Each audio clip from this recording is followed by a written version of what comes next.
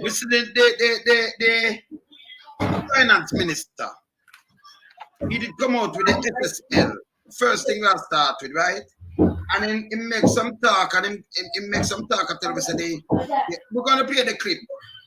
Them in touch with the FBI and them advance some things. Then we see a police came out and said not like that, we have no FBI. Sign some documents with some people in a UK. We don't have no name. And then we get this thing go right down. So we still have to ask questions because we have to keep these things in the media houses. Make show you some clips. I'm gonna go to some clips and this is one of the clips, right? Watch this. Will be left unturned. That's Finance Minister Dr. Nigel Clark restating the government's commitment to the investigation in the multi-million-dollar fraud case at Stocks and Securities Limited. The minister notes before he made the announcement of the FBI's inclusion, investigative bodies were already collaborating with the Bureau. Since then, Dr. Clark says the FBI's involvement has been solidified into the investigations and will only get more aggressive.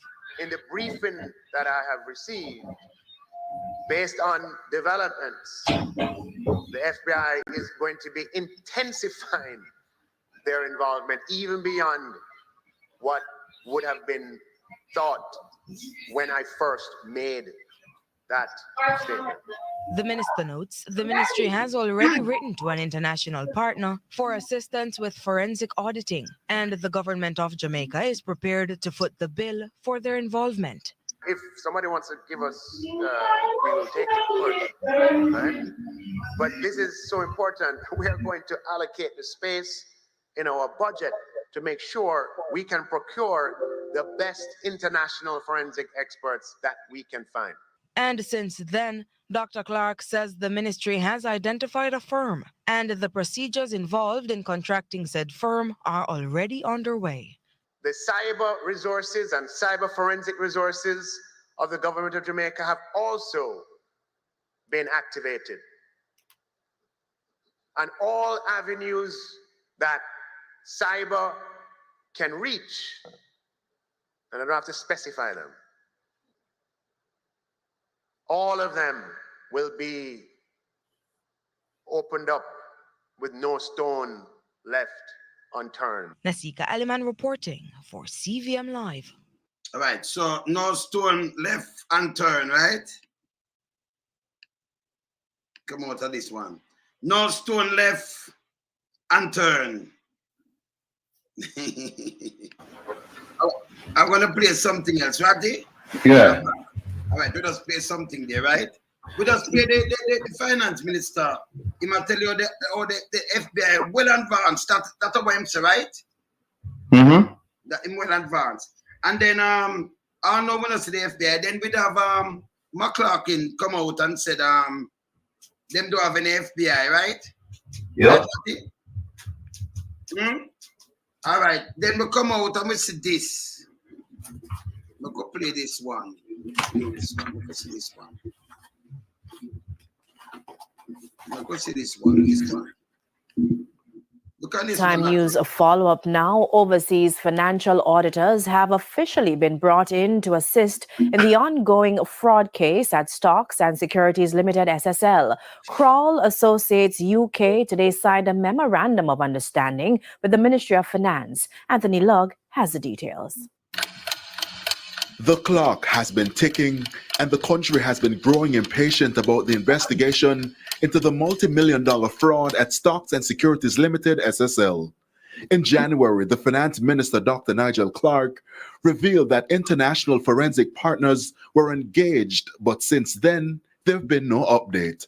On Tuesday, however, we are here today to sign with Kroll Associates UK, a firm of a subsidiary of Kroll International, which is a firm known for their forensic audit experience and expertise. This fraud, as I mentioned, and as the other members of, the executive director of the FID mentioned, is complex, complicated because of the length of time over which it was perpetrated. Kroll Associates UK brings to the table over 100 years' experience in forensic auditing. Dr. Clark is confident the international firm will be able to assist with the investigations. Kroll will bring to the table in their assistance to FID technology and the fraud squad, technology and expertise that will enable the investigators to unravel every aspect of this fraud. So far, former wealth advisor Jean Ann Panton is facing multiple charges in relation to the fraud. The police have been mum on whether there are accomplices. So, as the international auditor digs into the matter, all eyes will be watching. In the midst of it all, skepticism among some Jamaicans about the possible outcome. All right, so let me just go back to this now. I want to ask about this company, Kroll. And me just say the reporter. You can hear me, Ratty? Yeah, you can hear me? Yeah, man, you're good, man. Everything good. You're good in a Ratty. Yeah, you're good, man. Yeah, no, go ahead. No, I have a little problem with that speaker, but no, me can't hear you. Go ahead. So with them say over 100 years of a forensic auditing. You can't tell me when forensic auditing come in because I don't think over 100 years. You know. But them report there and get something. Herb can't tell about forensic auditing over 100 years, brother. That sound like news to my ears. You make me can't go Google it in about 100 years. Herb. Look, I don't know if Sherlock Holmes had his act together back then. And he certainly wasn't a forensic auditor. Auditing has been an art form that they perfect in the accounting field. I know you can do deep audits where you cross the T's, like the British used to do, where you had to balance your books to the very penny. I remember doing that when I was with John Crook downtown at Harbor Street, and I was doing accounts receivable, accounts payable. We had to come out to the penny, right? You spend all the time looking for a penny, and the cost to them was a lot more than that one penny. But that was the British methodology. But, I could look up and tell you when forensic.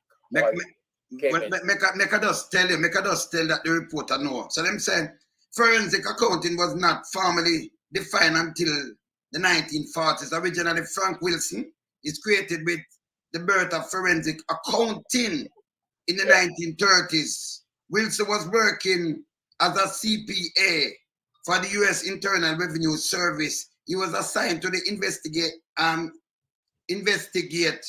the transaction of the infamous gangster Al Capone, and that happened in the 30s. That is not 100 years, sir.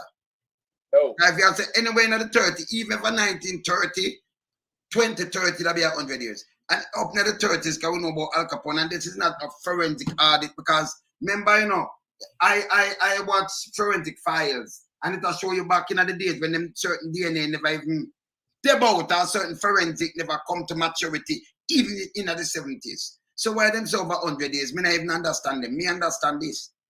But anyway, going back to that now, Ratty. Yes, sir. That mean the finance minister did not tell me lie. See, we are talking about the FBI. Now, me have to talk to you on this now, you know. Because them done upon it and said them did well advanced. Then you have a police who, if you believe the police were head of CTAC, come and say, no, we don't need them. If we need them, we deal with them.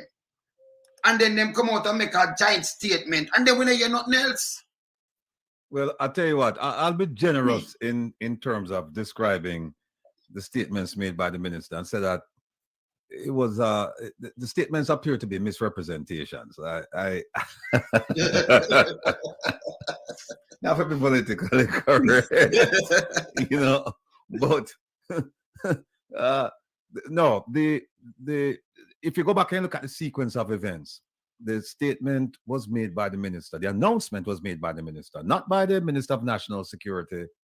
Neither him nor the Prime Minister nor the Police Commissioner. It was made by the Minister of Finance that the FBI was involved and that they were involved much more than he originally thought. Then we had a statement coming out from Mr. Brooks, Ricardo Brooks from Nationwide, I believe, who said that the investigation was being conducted. There was no FBI presence on the island, and that the investigation, if conducted, was being conducted out of the main office in the Dominican Republic. Then we had Mr. McLaughlin came out and he said, no, it's a local investigation. And if we need the FBI, if we find international tentacles, then at that point, and only at that point, we'll invite them to come in and assist. Then we had the minister who come back and said, no. The Mr. McLaughlin, even though he's in charge of CTOC and they're spearheading the investigation, he said, no, he was referring to the local investigation. He wasn't referring to the investigation in its totality. Well, I find that to be interesting because it's one investigation. It's one big investigation, and this lady is just one part of it. So if the FBI is involved, they would be involved with the whole thing. So I don't understand that. And then we heard statements after saying that, well, you know, the Mr. McLaughlin, he wasn't really, you know, he was trying to focus on a question that was asked of him, a very narrow question concerning the investigation of Miss Panton, and that the answer was given for that particular thing. But I find that still interesting because, again, it's one big investigation. Now, we heard rumors that there were 40 FBI agents on the island. Now, when I joined the FBI in 1987, as I've said many times before, there were 4% people who look like me. When I left almost 30 years later, still 4% who look like me. If you have 40 FBI agents on the island, you go and know them. You go and know them because they don't look like me and you. Right.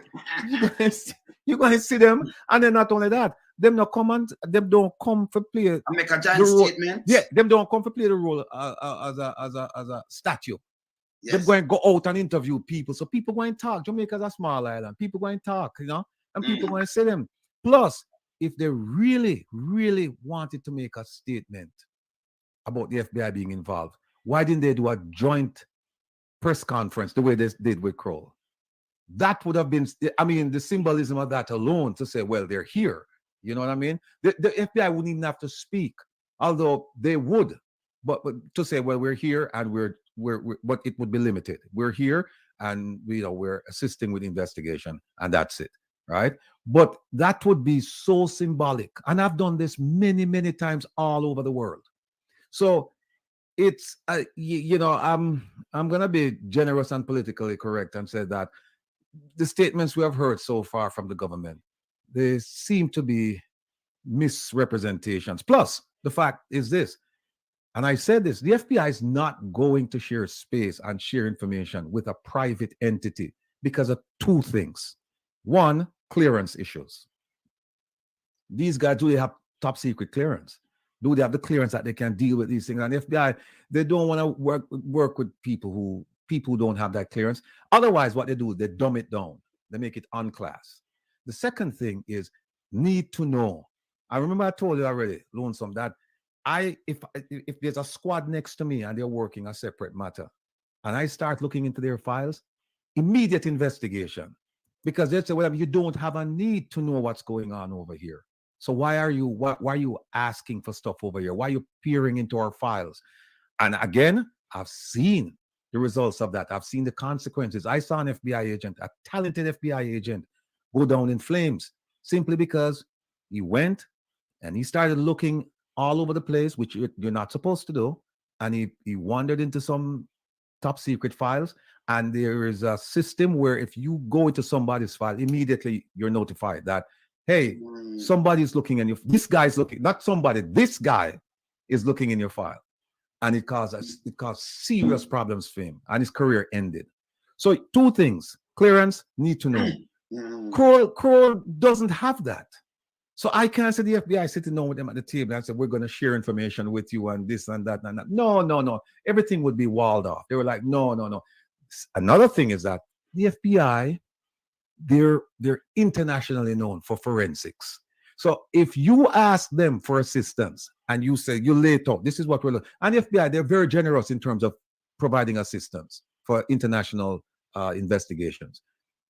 They have the personnel and they have the technology to do forensics, the type of forensics that they're asking for regarding accounting. I mean, I used to work with them. They used to be in my unit, so they have them, and they're glad. And I tell you what, they'd put that notice out. You'd have 100 people fighting to come to Jamaica to say, "Hey, where is them hand?" And say, "We want to come help." Because Jamaica, the brand, not the bad brand, the good brand, the good part of Jamaica, right?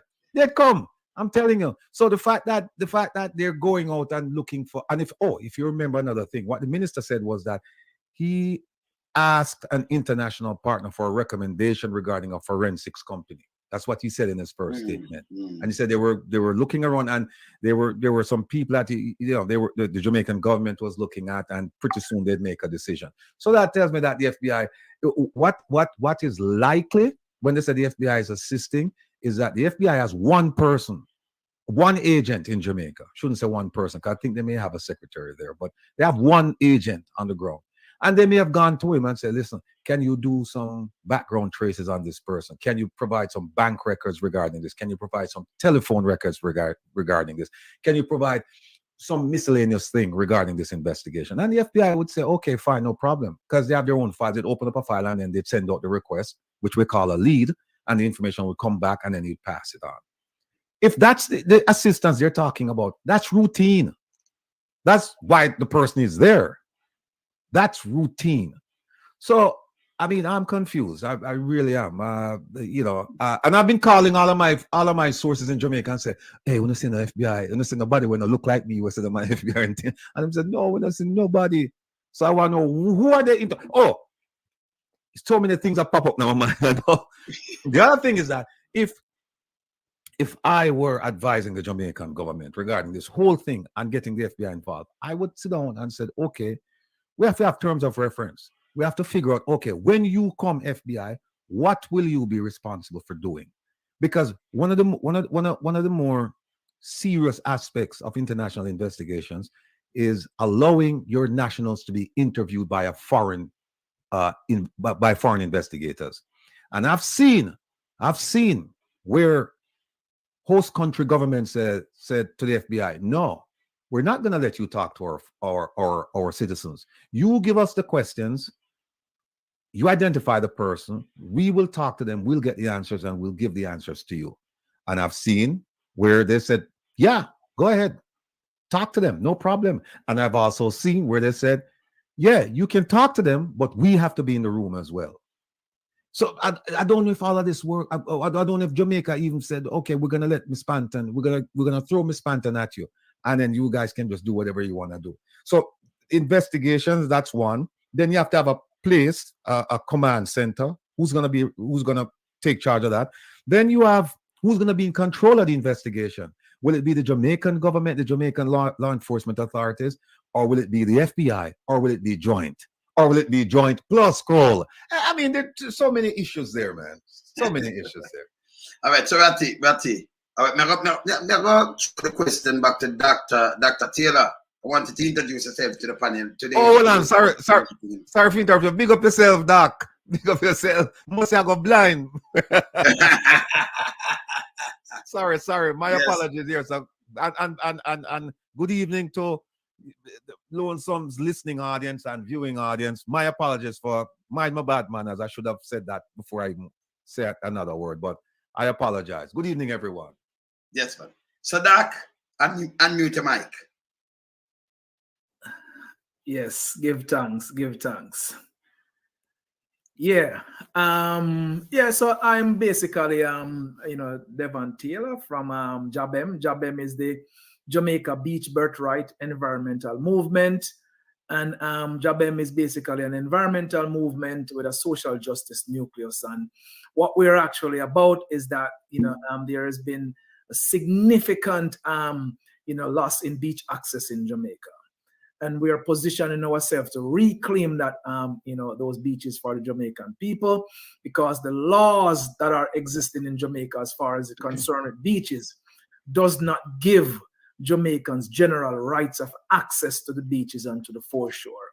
And so with the commercialization of the Jamaican coast, from tourism and other commercial activity, we just have a very accelerated loss in accessing the beaches. And if you're following out there, you'll see just in the news every day, we're losing beaches. The most recent is the Blue Lagoon.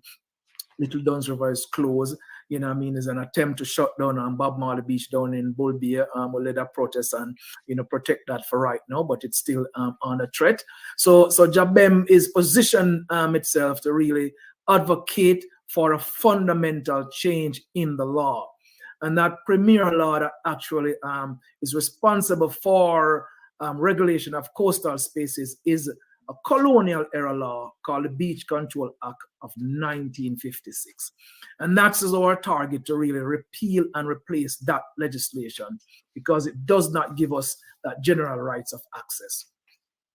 Can you read something from that law for me, from the law from 1956? Yes. So what I want to roll out right here is pretty much the want to roll out the common law version where everyone will understand this version. We have a technical one, we can read that out as well.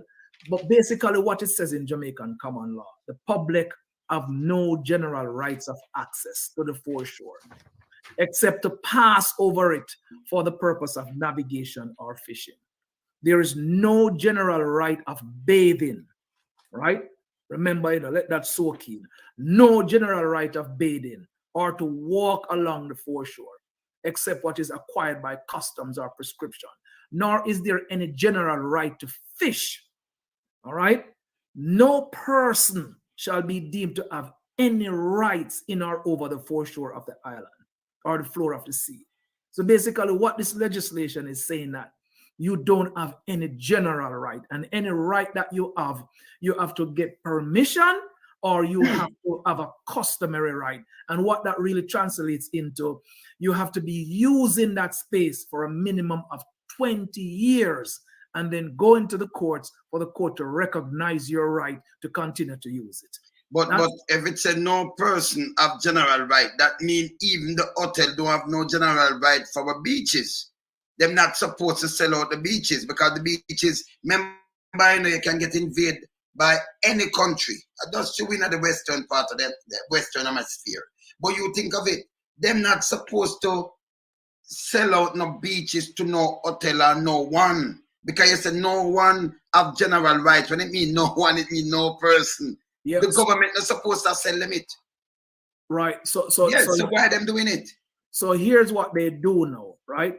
They have another law in that same act that gives, and here this is section 4 of the act that says, any person who is the owner or occupier of any land adjoining the foreshore or any part of the foreshore, and any member of his family or his private guest of his shall be entitled to use that part of the foreshore adjoining his land for his private domestic purposes. That is to say, for bathing, fishing, any recreation. So what the law does, right, it gives anybody who owns property that adjoins the ocean the right to all these things that we talk about, to fishing, to recreation, all right, to any kind of activity that they want to do. But if you don't own those properties, you have no general rights and only customary rights. So the law is discriminatory, because it gives the ones who own property there the right, and the ones who don't, you don't have any rights.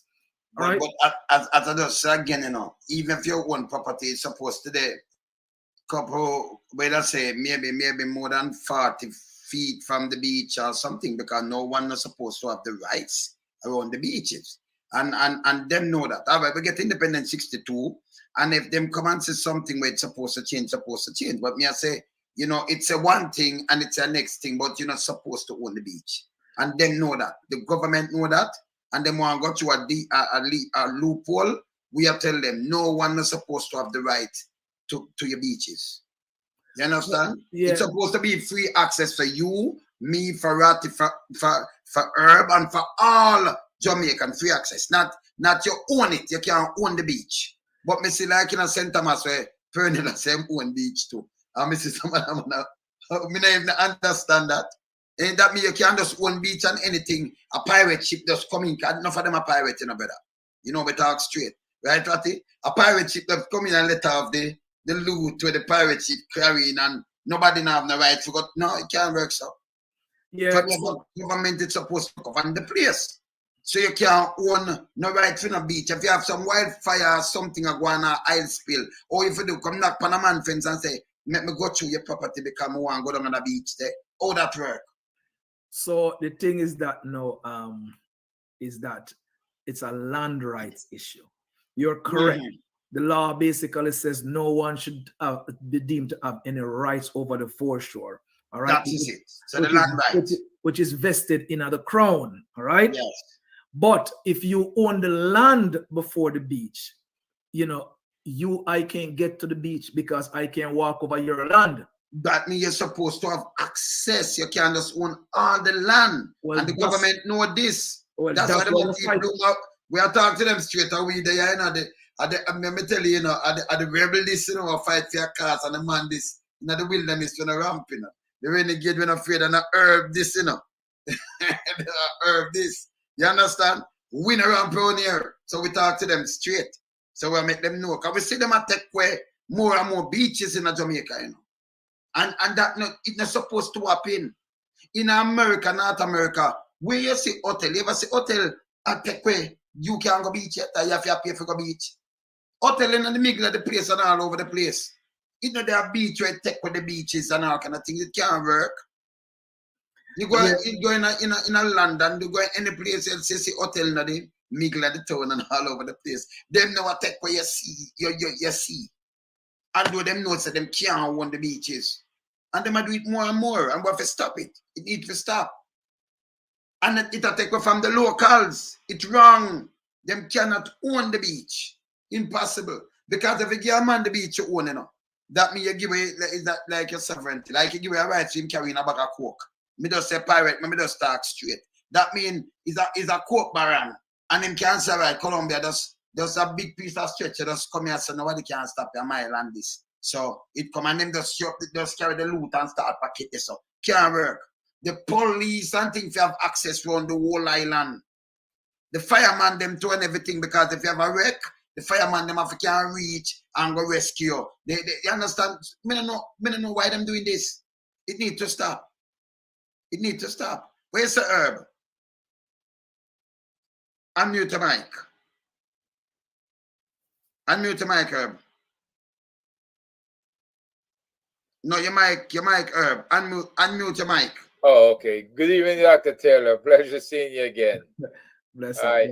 Herb. Listen, tell our guests, and matter of fact, good evening to all the folks out there, to tell them which ministry and who is in charge of administration of Jamaica's beaches. Could you please? Well, we'll get into the bottom of that, you know.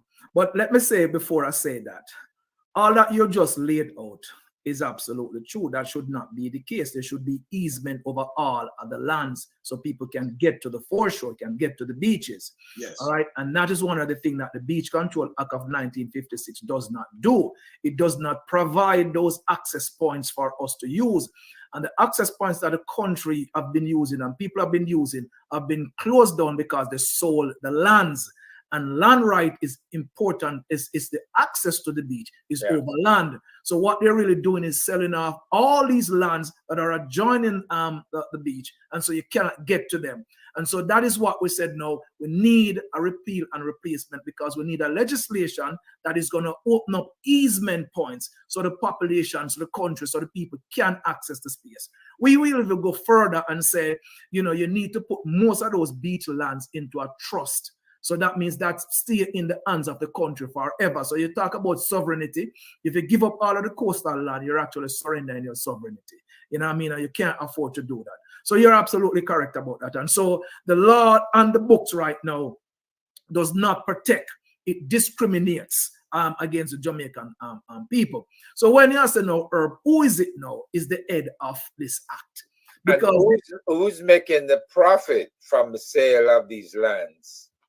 Well, I mean, there's some of these lands are in private hands, so they are private people selling private lands. Did you say the majority is in private hands? No, I don't. I cannot say majority of the beachfront property, is in private hands or in government hands. What we know, though, it's a mix right now that both private and government own beachfront lands, and they sell them. All right, they sell them to hotel. I mean, pretty much that's what they sell them to, and villas and just the wealthy folks, right? That's where it's going.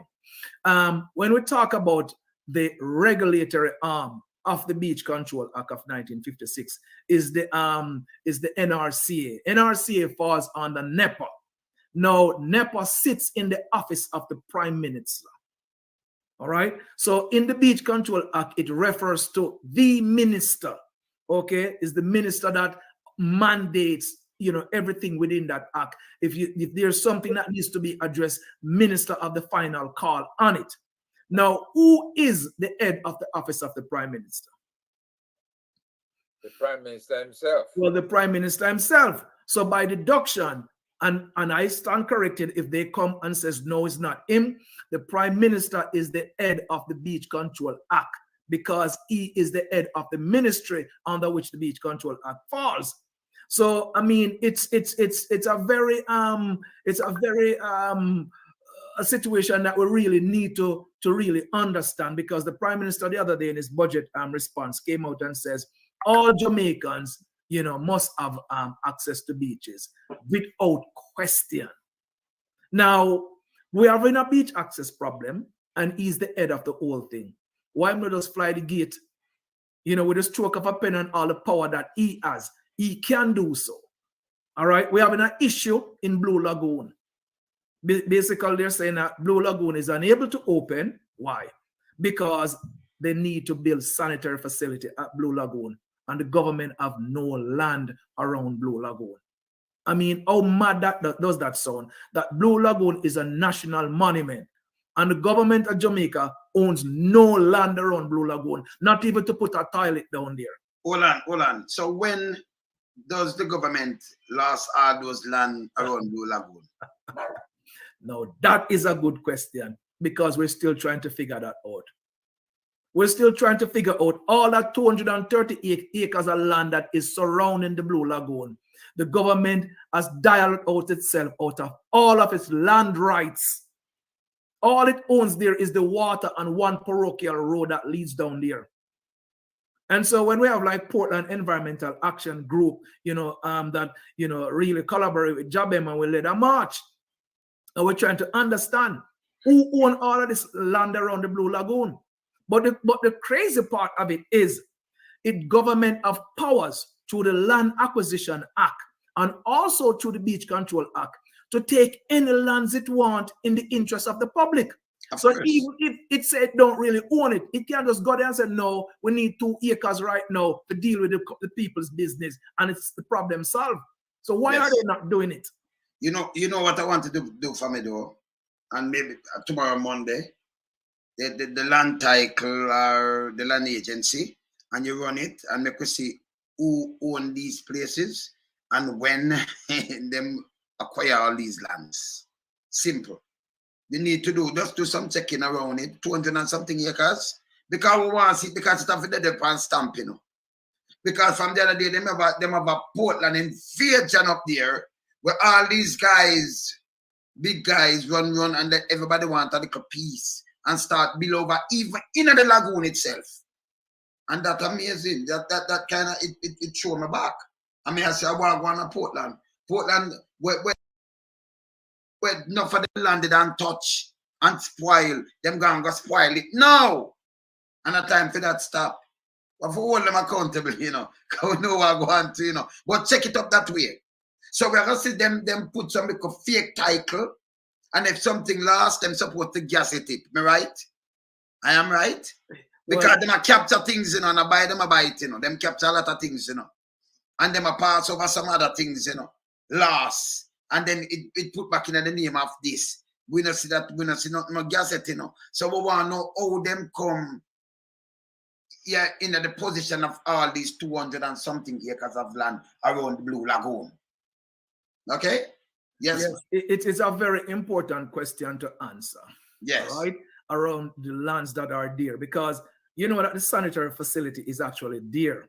I mean, if you go to Jabem on Instagram, we posted a picture of all the sanitary facility that they said they need is actually right there, less than 50 feet from the lagoon, behind a wall, a big blue wall that is on the lagoon. If they take down that wall, I mean, all the facility that they need is there. And in fact, the community there has been using that facility for more than 30 years. So how did that wall go up? And who took that property? Who sold that property? So these are scrutiny that we really is inviting from, you know, the different agencies. I really think it's time that the public defender get involved in this, because I do think aspects of the land, you know, loss that happened around the Blue Lagoon could not have been legally done, you know what I mean, and above ground, because there's no way a magnificent natural resource like that, you know, could exist and you just give up all the land. I mean, there's a natural spring there that flows into the lagoon, and of course the sea that comes in there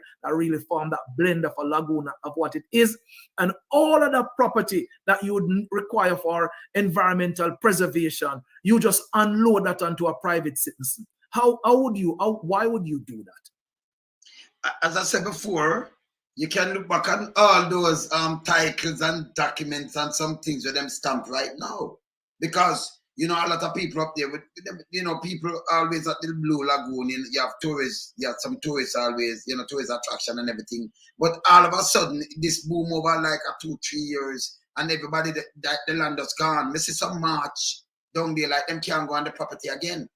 I mean, I said, what's going on? We saw some place going up. In the lagoon itself, like you can't step off of your back door and go right into the lagoon, go bed. Property going up at the edge of the lagoon. Yeah, so we know some of the, you know, we did some of the homework that you're talking about there. Yes. There's a company called Blue Lagoon Jamaica Limited. When you really check the land agency, that's one of the big company that is showing up to own big swaths of land around the lagoon. All right. The name, you don't see the name as who is the owner of the Blue Lagoon Jamaica Limited. So that needs now, you have to go through company records to start investigate, because it's not nobody's name there. You know, companies that such as, you know, Coal Harbor Limited, you know, exists around the lagoon, Blue Waters Limited, Blue Coral Limited, Lockstone Holding Limited. So all of these entities own the land around the lagoon. You don't see no names, you know, when you check the land registry, you know. What? So you see, so Ratty, sorry to cut Ratty, you see what I'm doing? These are all signs, mark signs, Herb and Ratty, these are mark signs of these same scammers who going around when them doing land and thing, them biting at them kids' name, and then put some title and some limited, them don't use them personal name. We see it happen all over in Jamaica, you know, where people have built place, and when you look, me use my son, just you know, some letters off of one and the next one, and then make a company. I'm go around and make a next company, a year limited. Where them limited company, when them farm, you see when them company the farm, by the way, when it come into existence. Yeah, so that is the records that we're trying to track down right now. But it's supposed to be clear at the land agents and everything. For no say, when it register, when these limited company register, we track it on at the company thing the title to. We can't track them, you know. So you have when them register company title, because it's a limited company. That means you can go there and track it and see whenever 2020 or 2021, and then you find name right there.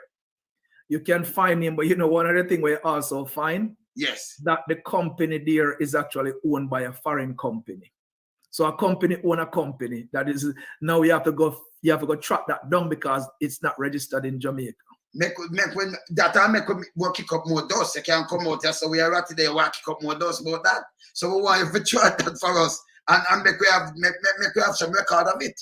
It's serious. That's serious. Remember, Jamaica, we have fight for, you know, with the business, them can't go around with, you know. Yeah, man. So the rebel they right there saying, you know, you know. You understand? Yes, man, be there, man. You understand? But these things, if you set down and take note. So all these limited company, we go with the company with them register companies, the register company office, and then you search that also. Yeah? So it must show us something. And can you imagine that mean you're gonna tell me say no, these companies are them are parent companies overseas, maybe. Absolutely. That's strange. So this is why we Yes. think in the interest of the public, you know what I mean? This is why like public defender needs to get involved in these things, because remember the Blue Lagoon is a national monument, all right? And so a national monument of a significance to the heritage of Jamaica. So, you know, this is of public interest, and this is why it's really alarming that, you know, the powers to be have not moved to really use them powers to really just take the land. They can do it. The government can do it. Of course, you can't take any land. Look this, if government, all right, so we know this. You run a highway, you have some land. You might not want to say it, but it more, you know, it more beneficial for the public interest. So the government will say, okay, I'm gonna run it through this, you know. I have to pay you, you know, but I'm gonna run it through this. What you gonna do? You're gonna run it through it. But they have to pay you. They have to compensate you. Them cannot like them can't thief it. But if it's beneficial for the country, him can use it. Now round the island, you can't have no one. You know, I tell you, say you must have access to the beach. And you're not supposed to even have land front tight where you don't make. You suppose same like when you have land anywhere else and then you make road, you make access to it. As a matter of fact, your boundary is supposed to they are a distance from the beach. You're not supposed to run after the beach that come here perennial as I tell a man. So well, the beach are mine. You know, so when you have land, so when you have beach, or you get for one beach. Because that food that you have. Number one, you don't come from St. Thomas, but just you got with 2,000 acre land, you talk about your one beach. But you know something, Wayne. Yes. I mean, some of these land, you know, them boundaries is in the sea, you know. And when you look wrong too, you know. Yeah, but anyway, got you. No, it's the surveyor pegged them in the sea. So that is out of order. Okay, I mean, so it trust me, you know. I mean, you know, it does exist, but what you're saying, you have to redraw back those boundaries because you cannot them know you're not supposed to do it. But this is how them want to take the sea, but you cannot take, because if you do that, you put a country at risk. Yes. Any pirate can come in with anything, gun, everything. That means me have 100 acre and me are carrying gun, dynamite, drugs and everything, and no police can come from my land because am I one and the beach am mine. It can't work. It does wrong. It wrong? Every sovereign nation know it's wrong. And any government were into these things and make them do it. Them it's pirate government. I want to deal with them. Not so ratty. Well, I'm glad you called for me because turn up your mic. Yeah, glad you called for me because I'd like the doc for explain to your audience about draw the line between the Prescription Act of 1882 and the Beach Control Act of 1956, doc? 1956. Right. And then bring us forward to where we are now. But before the doc say anything, I just want to point out one thing, that in the Beach Control Act of 1956, under the heading Protected Areas, Section 7, paragraph 4, you were talking to the doc about what should have been, yes. And the doc was telling you what is, right? Yes. You were saying to him that we should have general rights for all beaches. Yes. And he's saying to you, yes, he agrees, but the Beach Control Act says otherwise. Now, in this section I just quoted in the subsection, it says the minister have the right, the stroke of a pen, to change everything that is prohibited in this act. So all of the things what them say you cannot do, it gives the minister the right to say, I go and overrule the act. And then when you go back and you look and say, well, who is that minister? Because remember, this happened before independence, enough. So I don't know if we'd have a minister of beaches. I don't know. But when you go back and you look at in the definition in the same act as to who is the minister, It says the minister means the minister responsible for beach control. Who is that? Well, the doc just gave you a relatively sound answer when he says, look, all of this have to go through NEPA, and NEPA is based in the office of the Prime Minister, and therefore, by extension, the Prime Minister is the minister that they're referring to. But Doc, I'd like you to draw that line from me. I'd also explain, I'd like you to explain to the audience, why is it that, or do you believe NEPA should stay where it is or it should go somewhere else? Make a dust. I want you to draw something for me. I'm going to show you now and see if you can draw it up, Ratty and Herb. This is from the JIS, right? Mm-hmm. Beach Control Authority. Yeah. If you can draw it up right now and make us read through this way. You see, because remember before 62, before independence, we know so we have the 56 thing where they might draw up. Now, this where them draw up. You can draw it up, Herb, Ratty. Now look for it. Jeff, Beach Control Authority, make us show you again, JIS.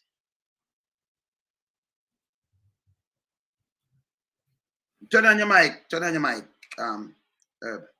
Yeah, when I tried to go to it, is that it shut on the page because it was the Beach Control Authority was established under the Beach Control Act to control and use of the foreshore so as to advance on a fair basis the interests of development commercial enterprises and particularly the hotel industry, the interests of the public who have a right to have places for recreation, to have the means of access to the sea for their own amusement, and for the interests of the fishermen, which must be protected and developed.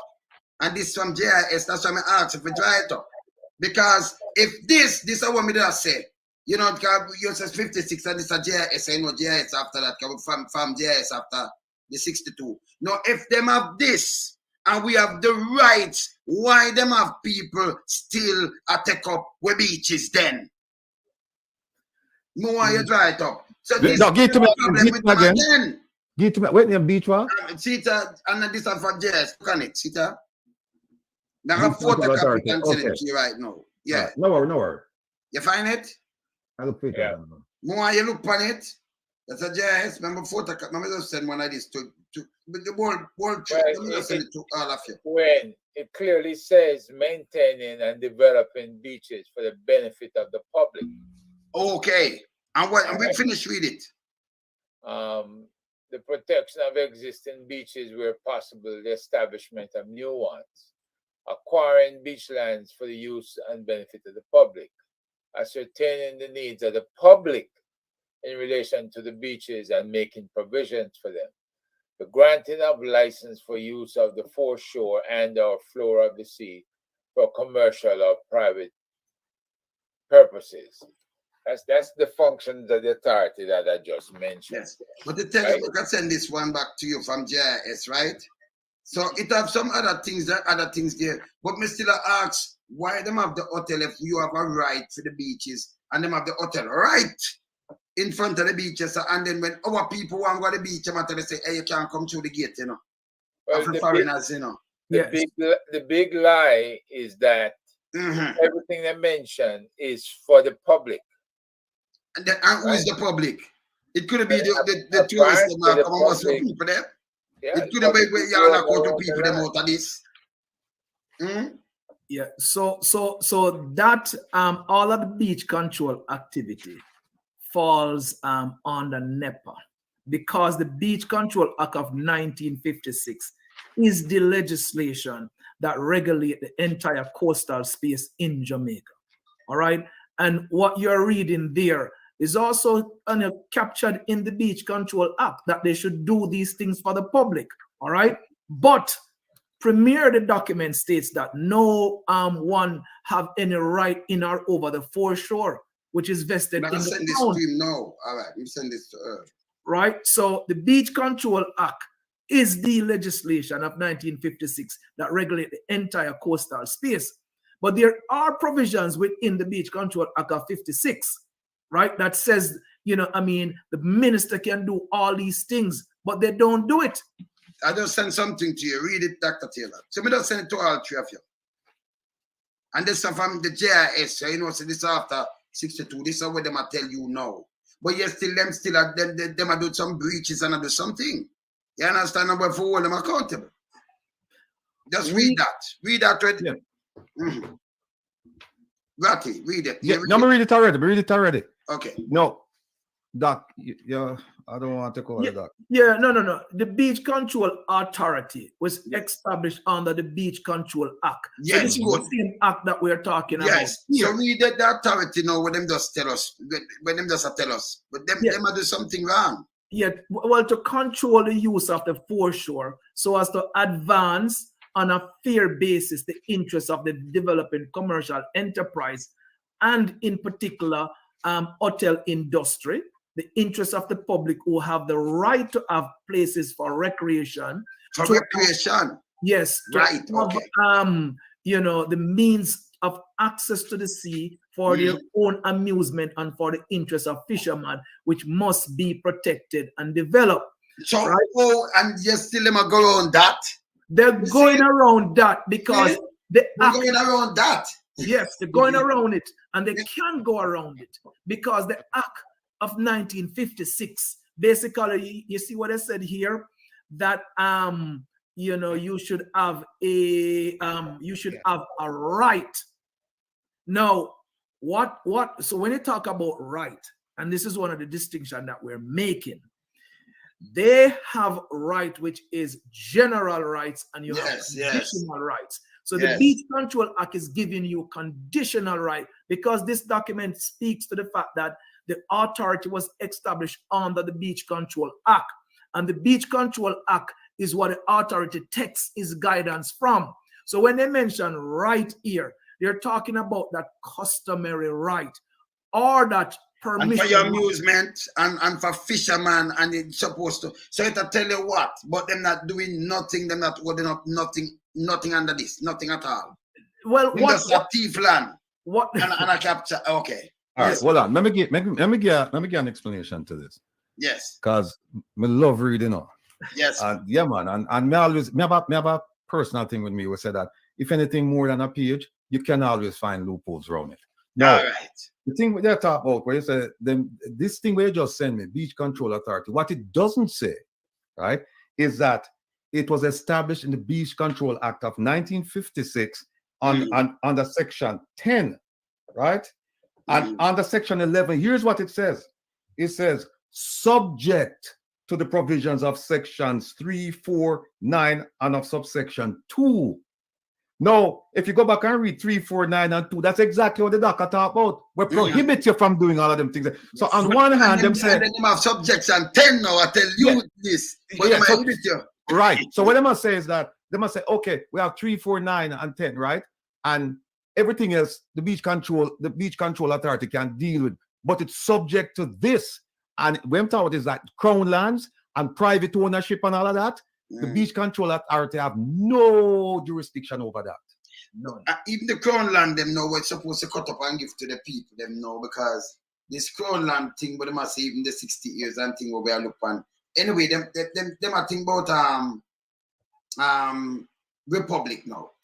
So you know the crown land, you know, your people them go to our people them slave and mash up for these things. It should have passed on to our generation now. Not you.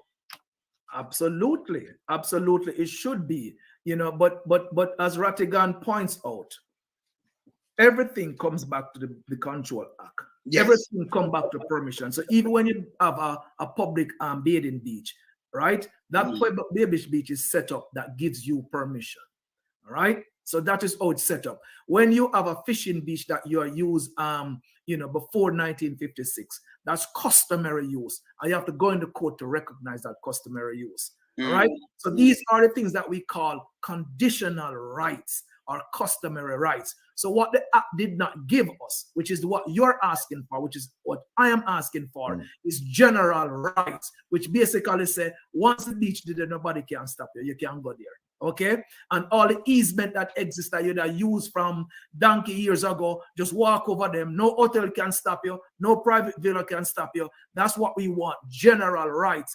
This act only deal with permission and customary rights, and it wraps everything up. Always come back to those Section 3 and Section 4 of the Beach Control Act that is restrictive. And then why the hotels them who don't own the beaches them have the power is because the act also allow the government, NEPA, NRCA to grant license for the beach. So you get a license, you apply to NEPA, you get a beach license, and that license allow you to exclude folks. This is why Puerto Rico and Fort Lawrence now, Fort Clarence now have private entity there that they have license to operate and they can exclude who they want to exclude. The hotel have all these licenses and them can exclude. So there's a lot of restriction this act created for exclusion of people. Speaking about the full parents, yes, Talker, got you. It all comes back to the Prime Minister, because if that clause that speak about the minister having control or the minister being in charge, NEPA is in the office of the Prime Minister, comes under that. So the Prime Minister is basically talking on both sides of his mouth, because he's saying nobody should be shut out from access to the lands.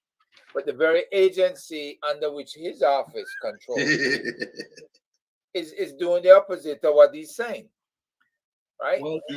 Well, Herb, he said all Jamaicans should have access. He didn't say he's not addressing that Jamaicans are shut out. He said they should have access. Now, so when I say we got to be very careful about these things, and why is because when people hear about rights, all right, and then when you look at rights, I'm trying to make the distinction here in the context of the Beach Control Act about conditional rights versus general rights. All right.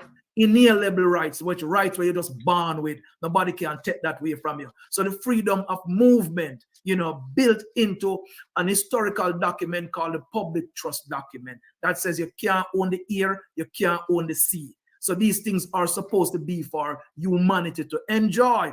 But all of these mechanisms that are created in terms of ownership of land is the means of independence. Okay, so when you own a land before a beach and you run your wire fence, you can't walk over the man land when him drawing wire fence, not unless the government mandate that so. And that's what we're saying, is that we need easement over these lands to get to the beach, because beach access is land rights, and that's what we don't have, is that land rights. And when we do have the land rights, as Rattigan pointed out, which you have to be occupying that space for a minimum of 20 years. So that's what he's talking about, the Prescription Act of 1882 that says, like the ones them out of Old Pera, all right? The ones them in a Marmy Bay, all right? The ones them where down at Burwood or Old Steamers or, any of the beaches, them like Winifred beaches. They've been using these spaces for, for hundreds of years, okay? The minimum is 20. And then the government comes in, UDC comes in and says, no, you can't continue to do that, or a private entity. Now you have to go into the courts and prove to them that you have been there for more than 20 years. And then the judge said, all right, you can continue to be there for perpetuity. And then you have to write now on his land title an easement. And so we are doing that because that is the only tool in the box that really left for us to use. Otherwise, the whole coastline is going to be fenced off. And we're not allow that to, You see, we are so not allow that. And the interesting thing about it, under the Prescription Act, it says that 20-year period, if you can establish it, that it said that right is deemed absolute and indefeasible. What that means is that them can't pass no law after voiding that. Yep. None. So if you can show that, hey, this place has been used for 20 years without any interruption. I mean, of course, you have to go court and prove it. But once that's proven, then them can't take it away. But you know what? But them take it away. Because you know what them do? Them go up Portland. This guy feels them run Portland and him have money. And a lot of people them take them place from them.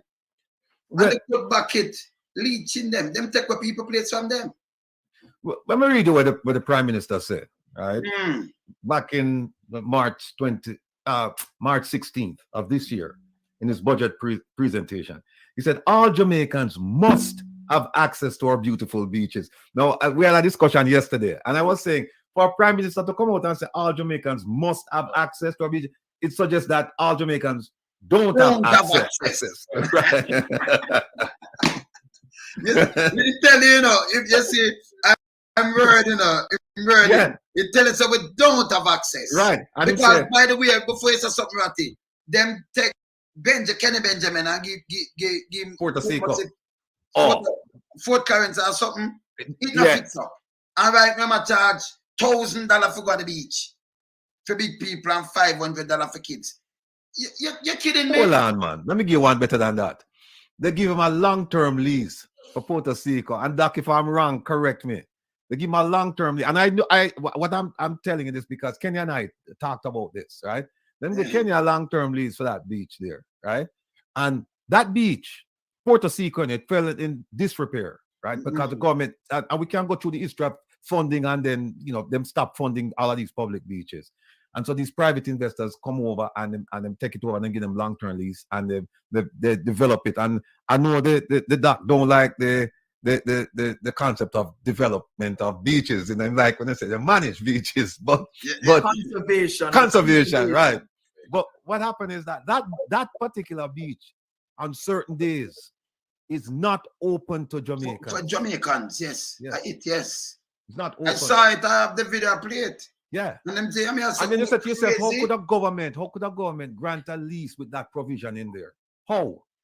For tourists. Because the thing about it is that it's not like the Jamaicans are saying, we want to go on the beach for free. They're like, we are willing to pay. I'm saying, no, man, no, we don't want you on the beach. But you know what hurt me? Some of these people who, you know, go in as tourists, you know, maybe them just want to go away. Some of them are pedophile, you know.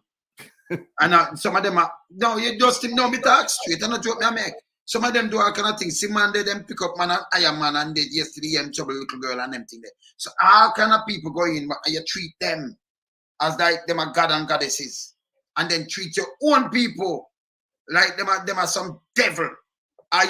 You don't harass tourists. Which part you could have lived in your country now, and then tourists come in, people come in, and the government are look on you and harass tourists. They might want to put out the visitor. They might protect you who live in your place in North America. And I may tell, in Jamaica, if you look on a tourist and say, hello, we harass tourists, police literally lock you up. Let me finish a piece here. Can you find this piece interesting? Man.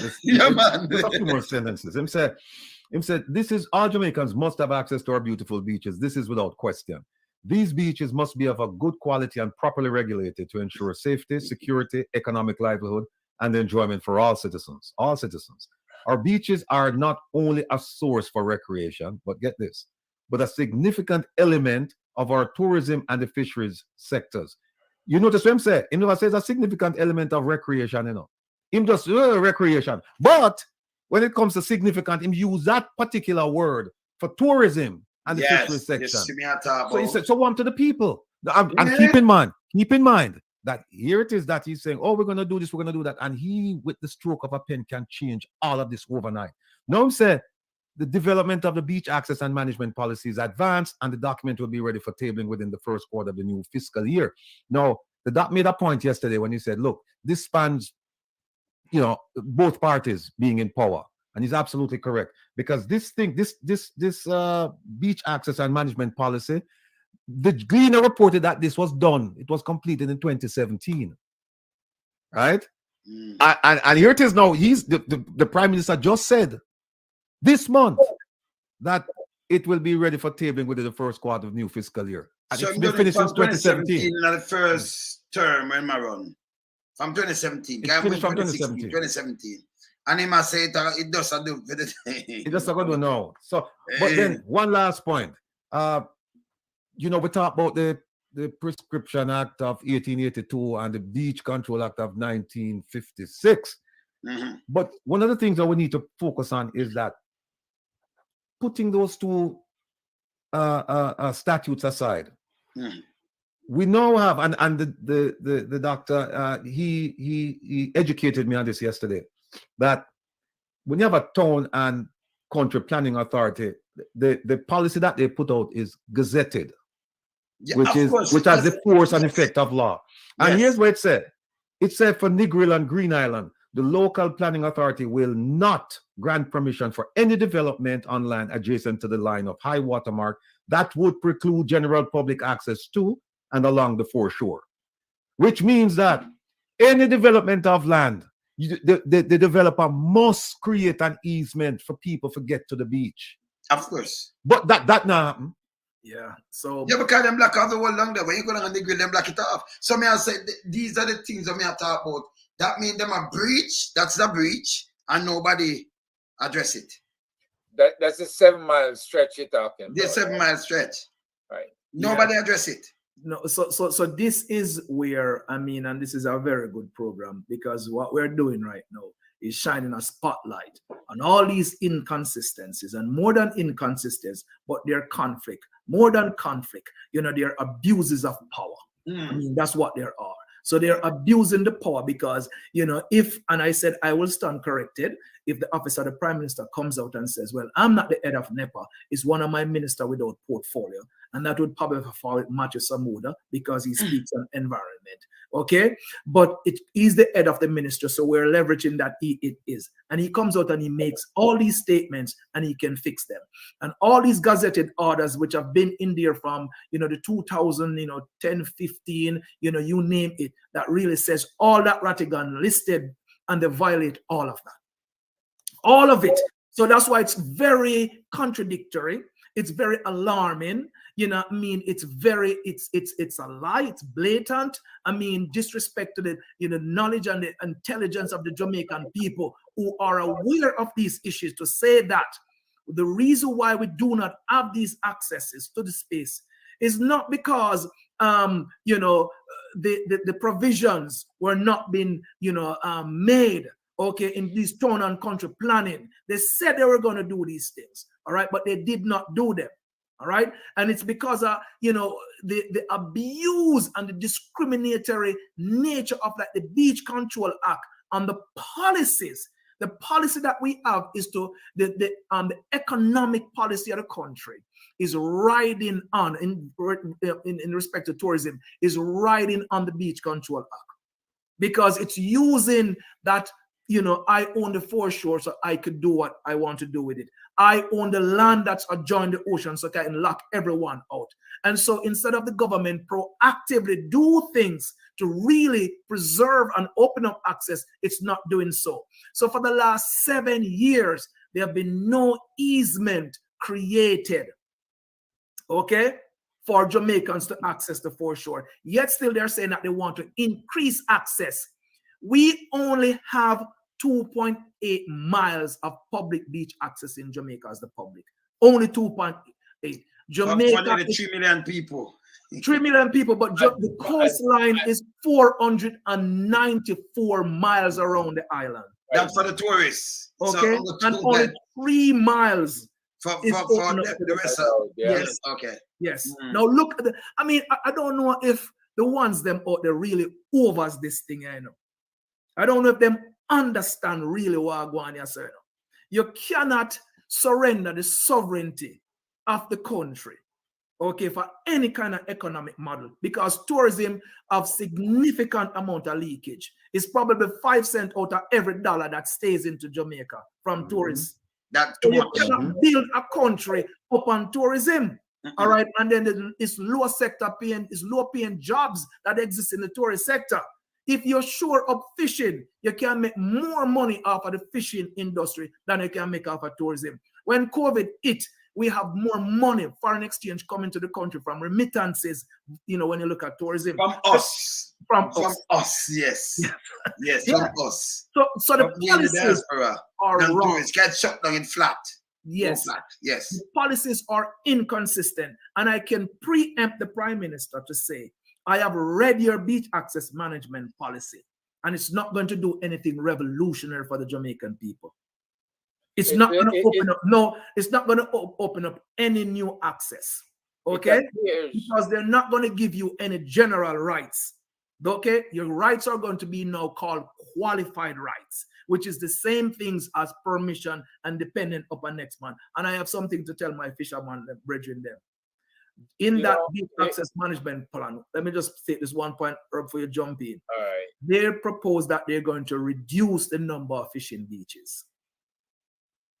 That's so bad. they're reducing the number of fishing beaches. So the government, you're telling me that the government planning to cut the fishermen, reduce the fishing beaches to do what? You put out people out of job. You're gonna put people out of job. That don't even make any sense. So you see why I tell us that the country going back where herb? Yeah, here's the thing. That beach control authority, when you try to look at certain parts of it, it takes you to the Ministry of Economic Growth and Job Creation. And then it said this page has been shut down. Right? And you see notes on the page from Minister Samuda.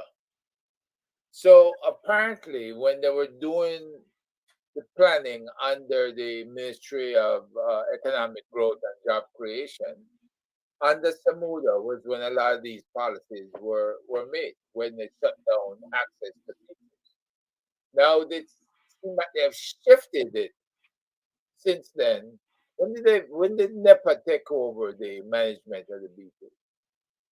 Or did they ever give it up? No, yeah. I'm not sure when it falls on a NEPA. When NEPA assumes that right. Now it was the NRCA that is the regulator of the Beach Control Act of 1956, and the NRCA reports into NEPA. So NEPA takes over all that regulatory role for the Beach Control Act of 56, and then of course NEPA falls under climate change and economic job creation. But that ministry was dissolved in terms of cabinet reshuffle. What year was that it was dissolved? Remember? I don't remember, but it was consolidated all in the office of the Prime Minister.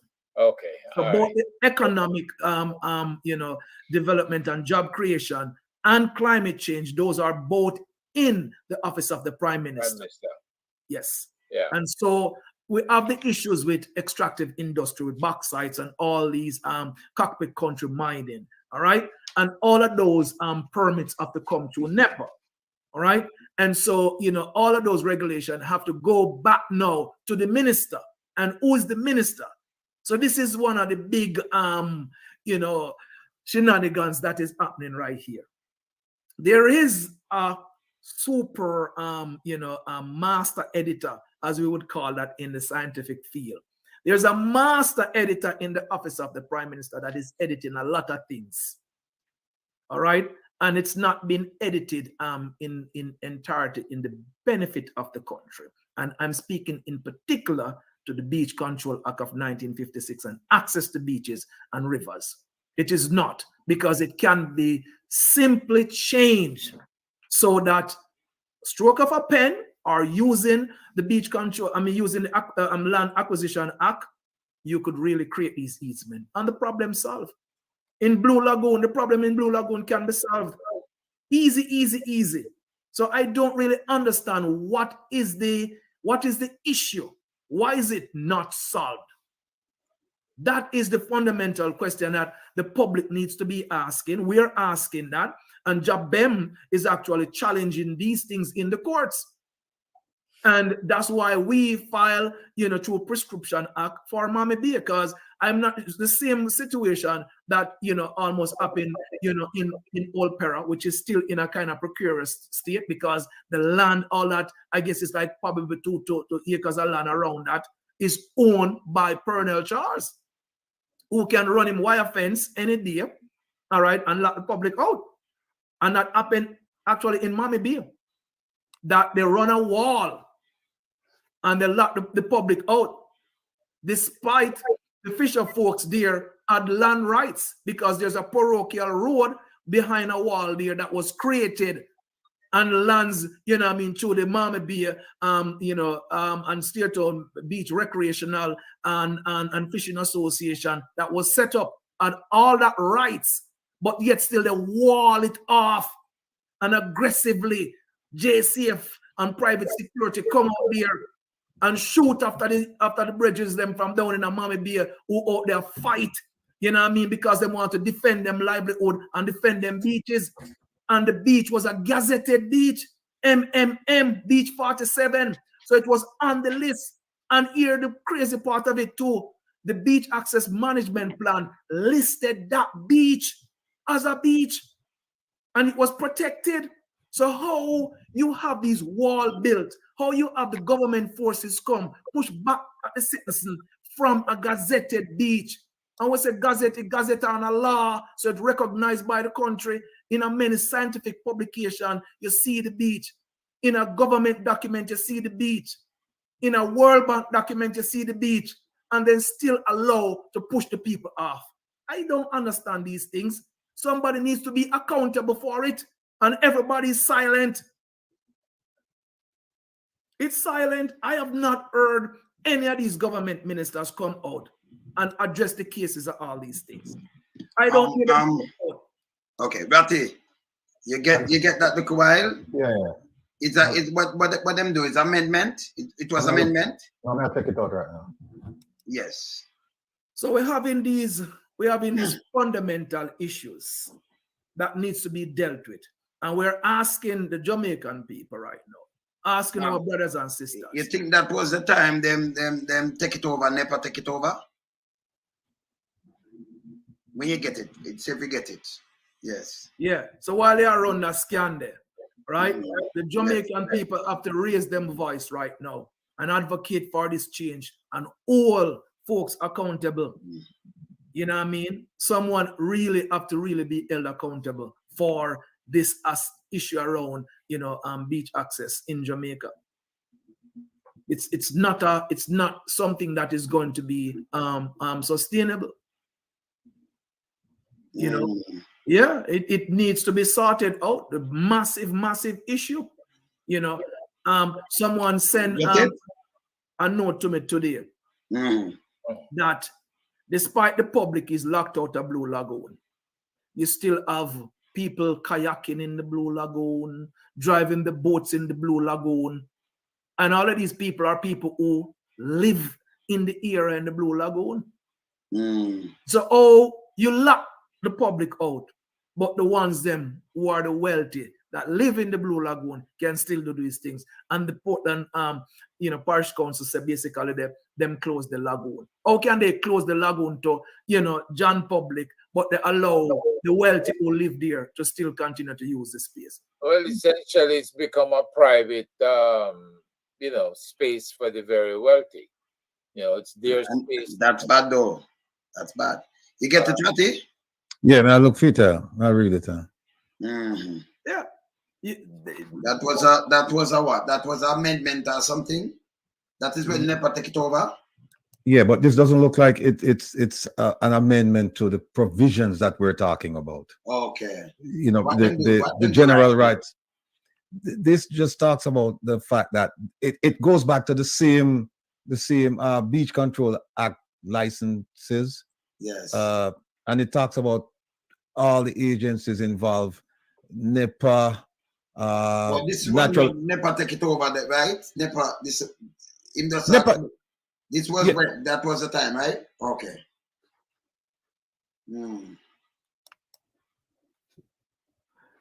In 2001, NEPA took it over. Okay, 2001. Okay. Right. I mean, and we talk about NEPA the other day.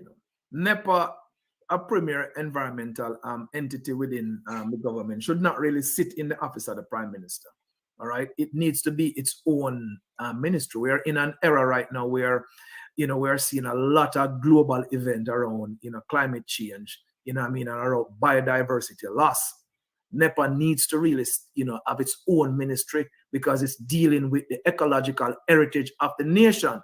And so it must give them a lot of powers in order to do a good job to safeguard this thing for the future.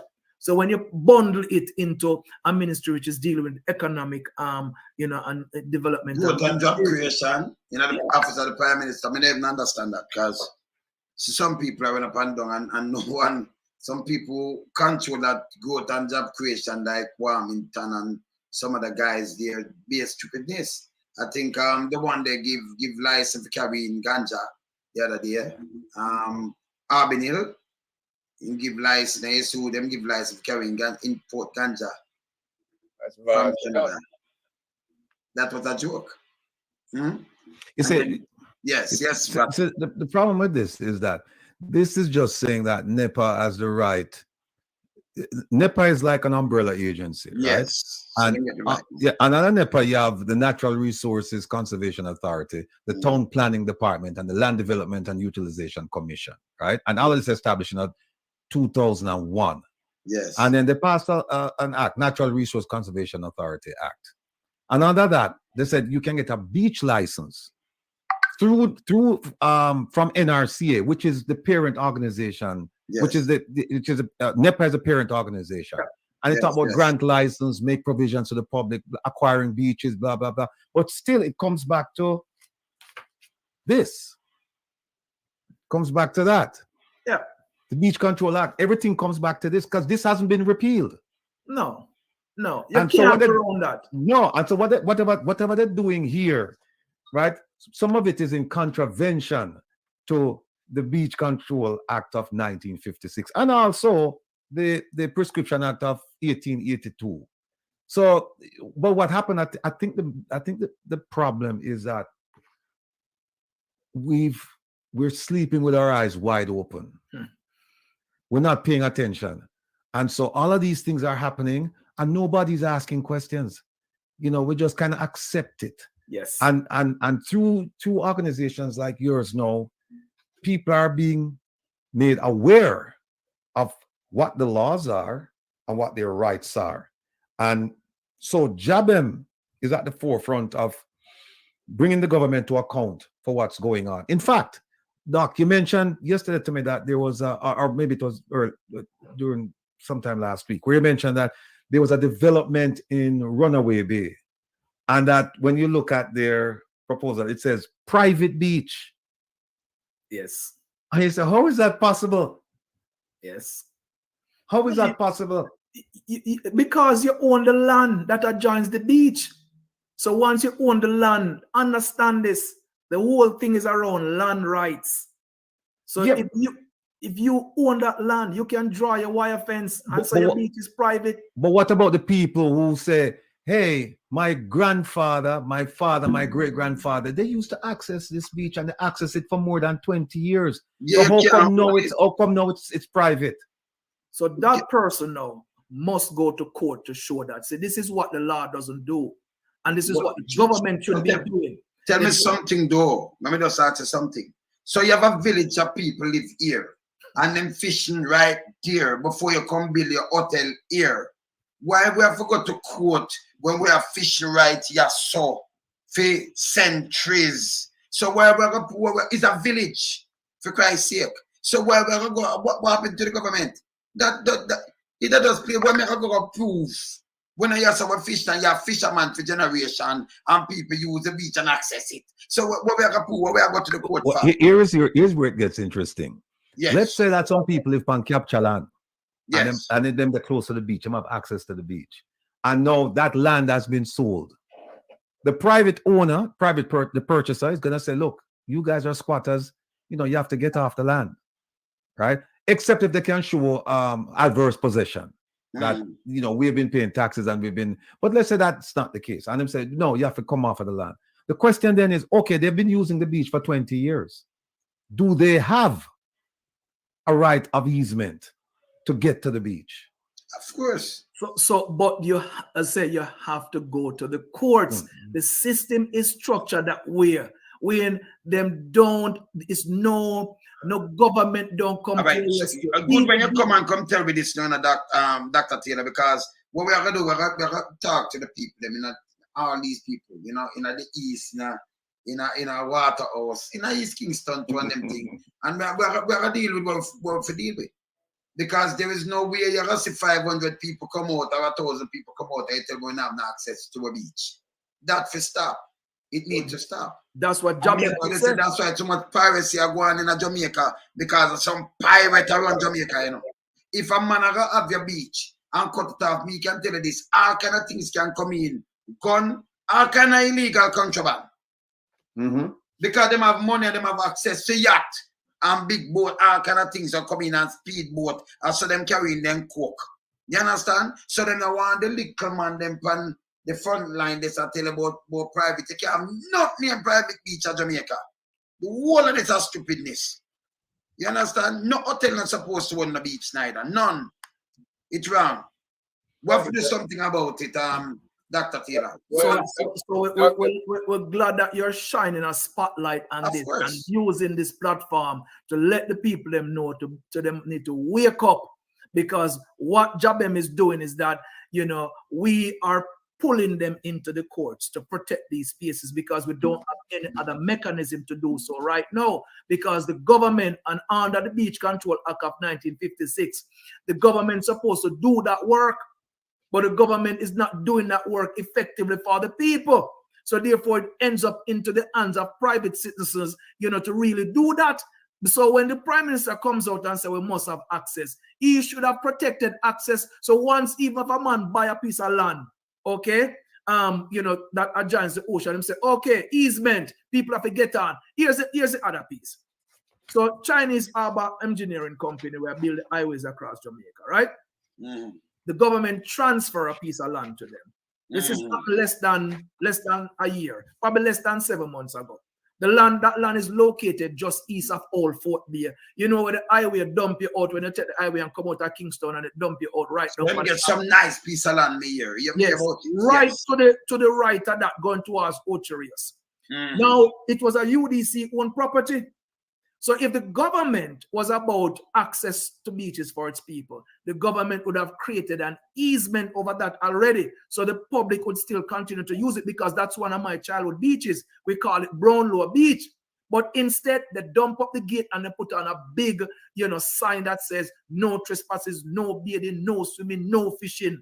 This is a sign that was put up by NEPA to block out the Jamaican people, and then the same government agency come in and tell you that you must have access to your beaches them. So please do something for me.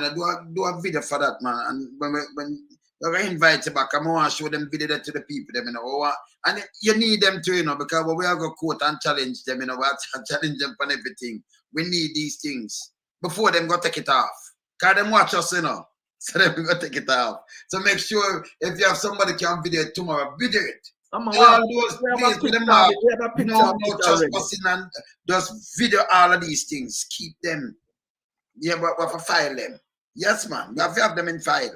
Yeah. In docket. Yes, you know what?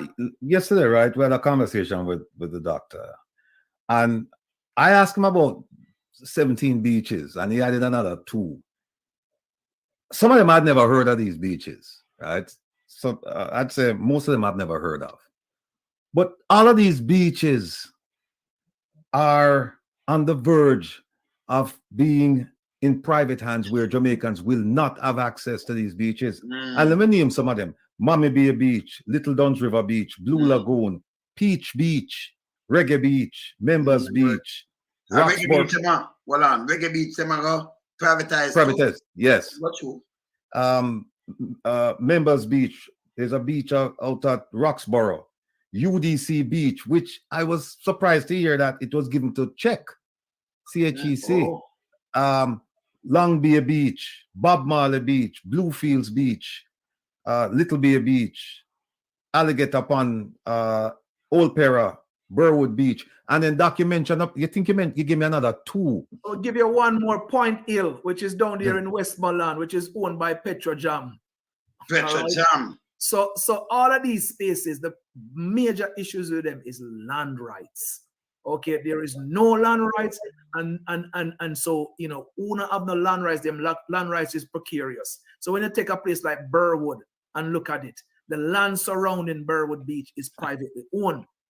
All right, so therefore that private man, and he's actually contesting that it's not a government beach. So even though it's listed, him a contest it, and if him win him contest, the beach is gone. You know, the big uproar that happened out in you know, in Bull Bear, Sugarloaf Mountain, whole wide stretch where Bob Marley Beach is a component of that. A company come in called Wolf Group Limited purchase all the land that wraps around that space. You see that? And we have to protest out there because hold on that. So the beach now, you notice when you go cross, if you go to Bagman, the beach there, you see Sugar Hill. When you go cross, you notice them put a little bridge over there. Them never have that bridge. You see that little place the way you see a metro graphic land. Or over some 30 years we are DJing that the land there. With ignorance and all that. Remember me there everywhere and me tell them say me had a win, you know.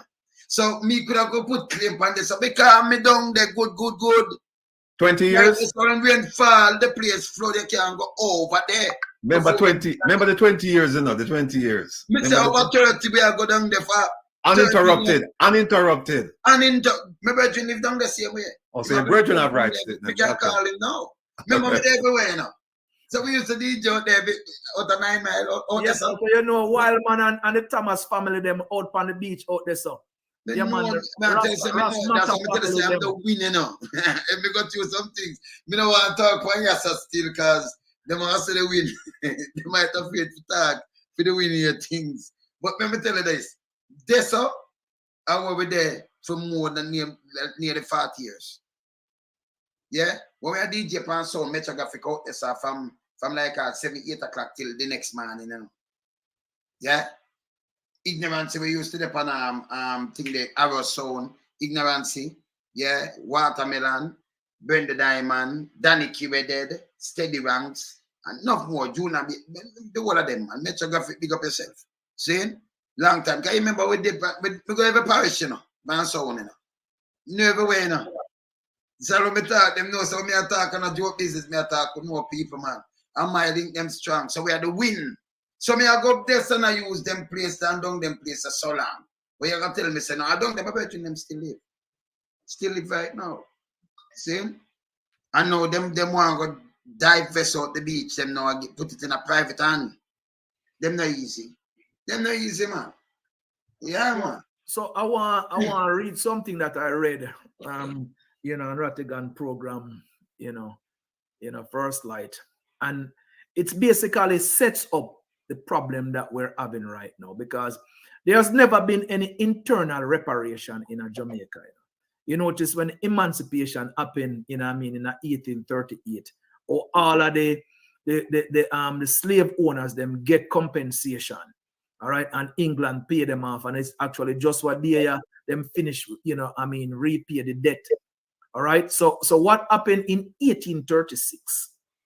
All right, the Secretary of State for the colonies, a colonialist named Charles Grant, him issue a circular that basically requiring that the government in each of the colonies, them, all of them Caribbean islands, to implement a policy of the British government to prevent the occupation of any crown lands by persons not possessing any proprietary title, you know, to them, and to affix on them a price so high that them cannot buy the land.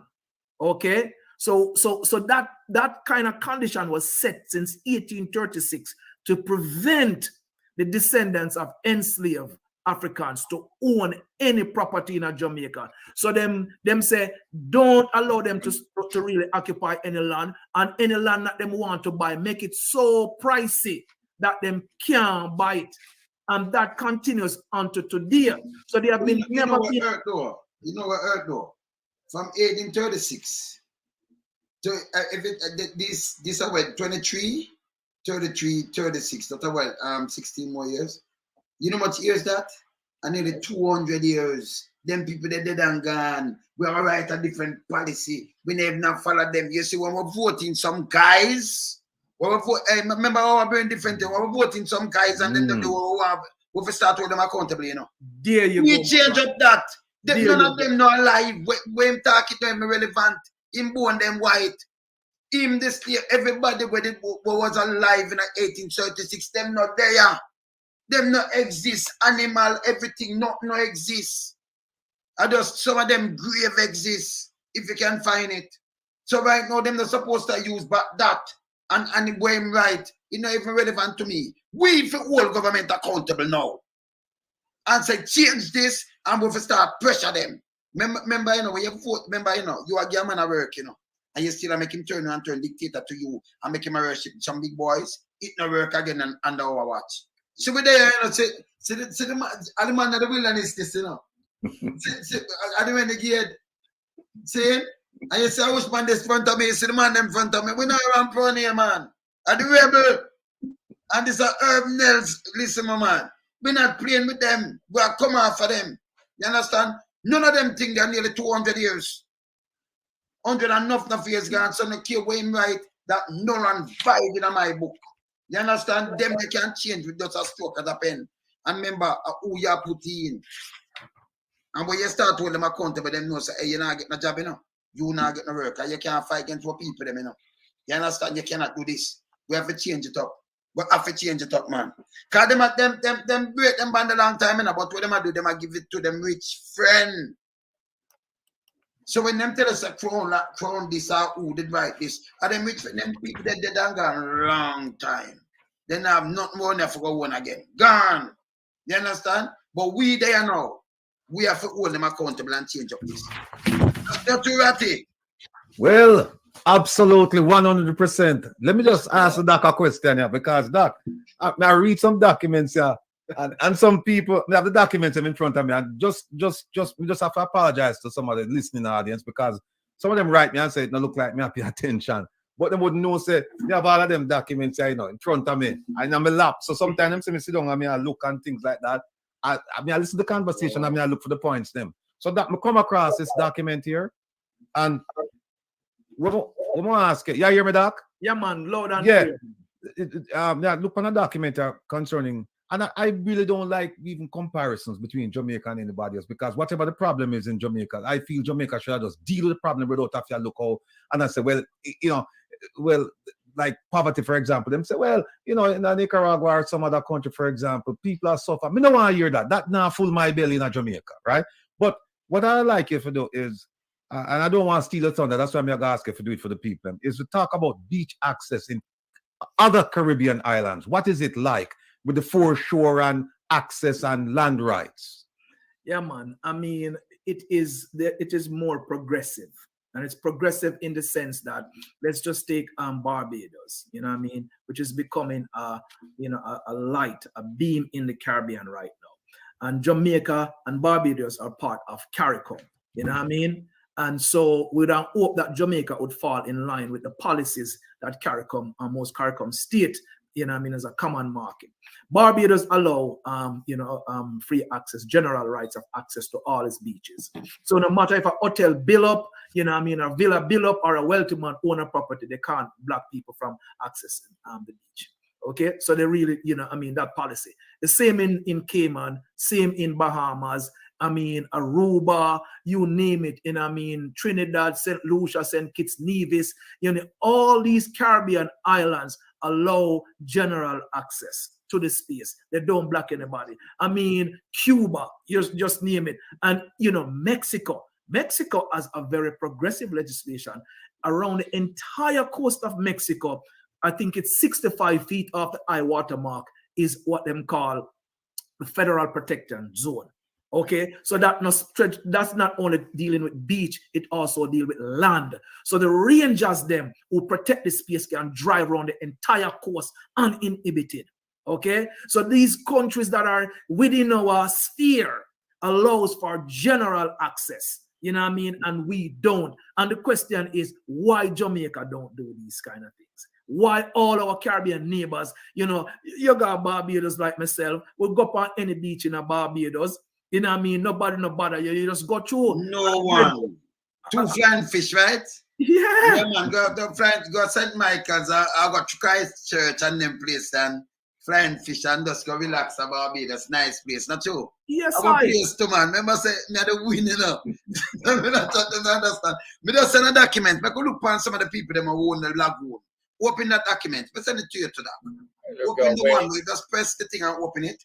Me just see one of them here, so. Blue Lagoon, register. All right, business. Me see one of them have something in Wayne Chin, secretary. The one we're done, and you see the title full, it's a Blue Lagoon, Jamaica. That limited. Wayne Chin. Active company from 11th of July 2019. Me not tell you say the next one, the 2018 active. I'm see the one of them are active, you know. You know see it? Yes. Open yes. the one, say, all right. I do it fast here because we want to see them name. We're not around.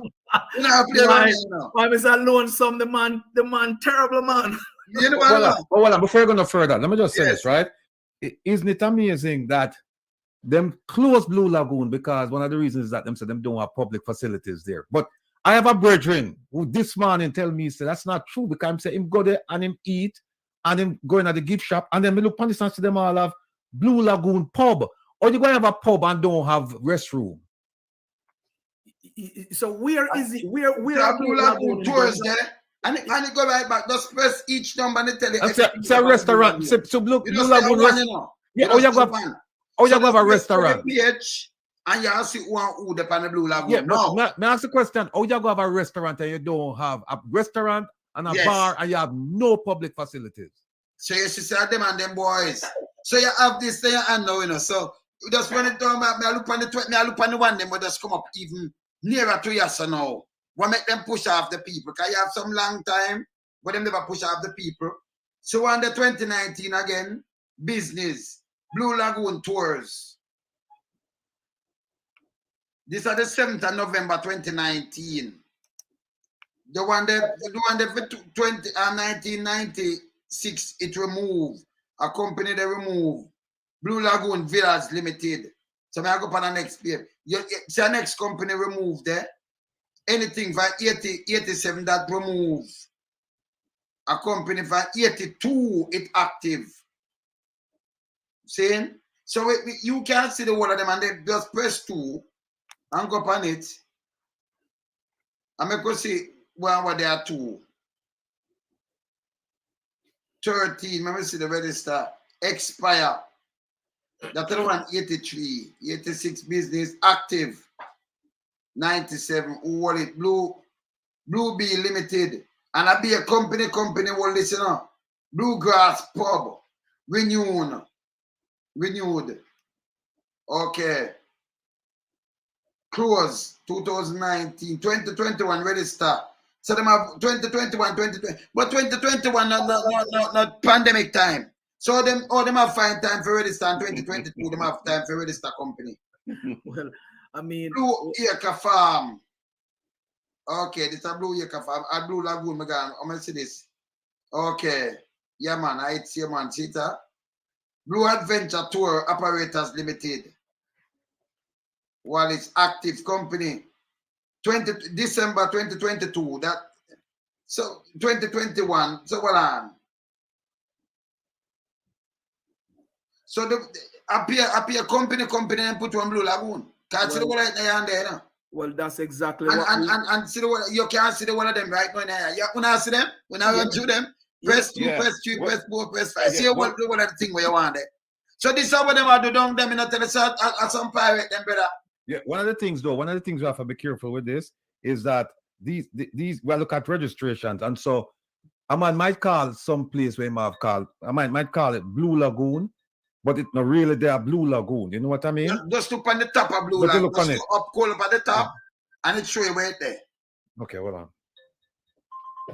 Yeah, so we know that the company called Blue Lagoon Jamaica Limited has significant amount of properties around the Blue Lagoon. That one I'm familiar with because we have seen through National Land Agency the owners of it though. All right, while it lists a secretary here, there's more to that than just one secretary. So I mean, some scrutiny is required to really pull all these records. But this is what we are saying. This is the remit of the government of Jamaica supposed to do that because the government of Jamaica is the one who supposed to really be sourcing whatever land that they want to put the infrastructure that they said they need. All right, so you can do this in your in your studio right there to pull this information up to say that these are the individuals, and they said that they're in discussion with landowners around the lagoon to get a lease to really lease space. Now you can imagine when in the original time, all of this land around the lagoon would have been owned by the government. All right, And how did the government sell off all these lands around the lagoon? So the government in 2023 would have to now lease back a piece of property to put a bathroom on it.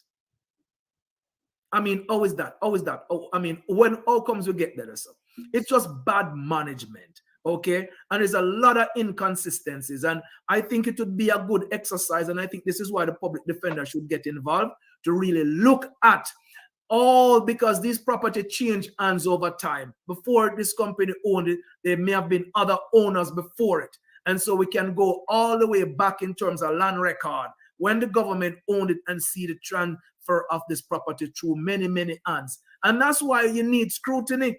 So, I mean, you know, this is phenomenal that you're bringing forward this. And we're asking, you know, within the sphere here, because, you know, a lot of ones, you know, watch your program, that the public defender should take the record, look at the record, and says, we are 6 months now and the lagoon cannot open because they need bathroom facility. So if they never get any property to lease to really put a bathroom, that means that the lagoon will what? Lock for life. That is a sham. Because all those property around the lagoons, them have bathroom facilities and all kind of things. Them have lagoon too, them have all kind of things. All those things around the lagoons. Them just out there and just say, hey, you know, it's a nice, you know, you say that, you know, millionaire paradise, you know, we can't set it up in and spoil, you know, not touch, you know. We have to control this. That have to stop. And we have to reverse these things. We have to. We can't hold on a second. Hold on there. Yes. You see this Blue Lagoon, Jamaica 2 Limited. Yes. Winchen Secretary. Yes. You know who that is? No, I think me hear the name Chin. Say that again, Rattigan. Chin. If you look, the second one yeah, on the list. Yes. When you hear him name, and one of them guy there, one of the big boys, them, you know. That's Michael Leachen's half brother. Oh, okay. With the supermarket chain, you know, Michael Leachen based in Portland. Yes, yeah, man. Right. And you know, the Super Plus, I think the Super Plus supermarkets. They have one left. Oh. This is a gentleman who owns it, and now he's been put on several boards. Several boards. It's unbelievable. So you see, when we go through this, and by the way, you don't say that Kenny Benjamin too, where you see them give like Hope Garden for run and give him some beaches. I saw the police them all over the place right now protect with our resources. Remember, we pay the police and the soldiers them, right? And them done already shot. Now when the beryllium money trucks going to deliver the money now. The road them are blocked off by police and soldier.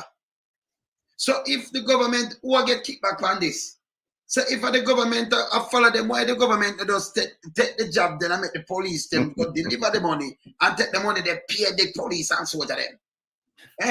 Why our money? Why we the taxpayers' money? I watch them and Kenny Benjamin I pocket the money same way. And I got them. By the way, and them just come up with the metaverse. Where the government did want to go in a partnership with them to protect Jamaica. Because them very advanced. Me show you the metaverse. Me never show you never show you the metaverse. I need to show you the metaverse. No, this is a program to do with the colonel. Yes. So you see a part of the metaverse, right? Mm-hmm. Beryllium, the metaverse. So the man of the metaverse, and I tell you, say, well, at the new way, you know. And then you have the minister, I think, the same one from in Portland. I tell you, say, you know what, I see nothing else. Well, you know, and Herb is very familiar with this because Herb know this gentleman here, right, from South Africa. And we have spoke to the government and private industry regarding cash in transit heists long years ago. And in fact, the thing that we sent, I'm kind of glad that you didn't, you know, in retrospect, you remember them two videos there, Herb?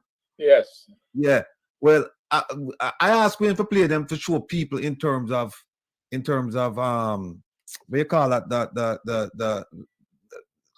type of intelligence. But, yeah.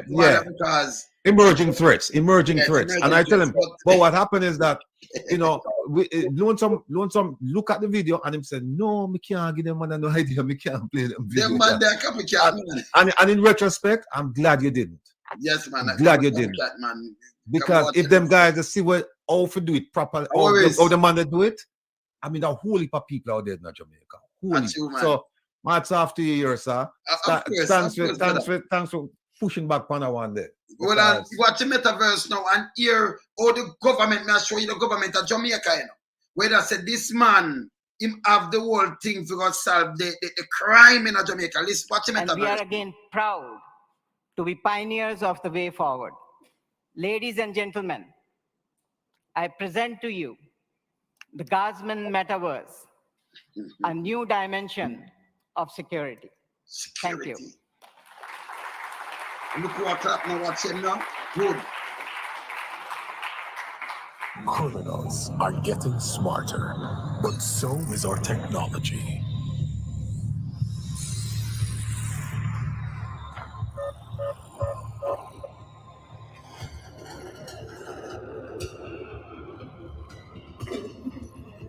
Can I get a citrus? There's an intrusion at 482 West Avenue. The intruder is still at the rear of the premises. Dispatch Team Alpha and send alert to client.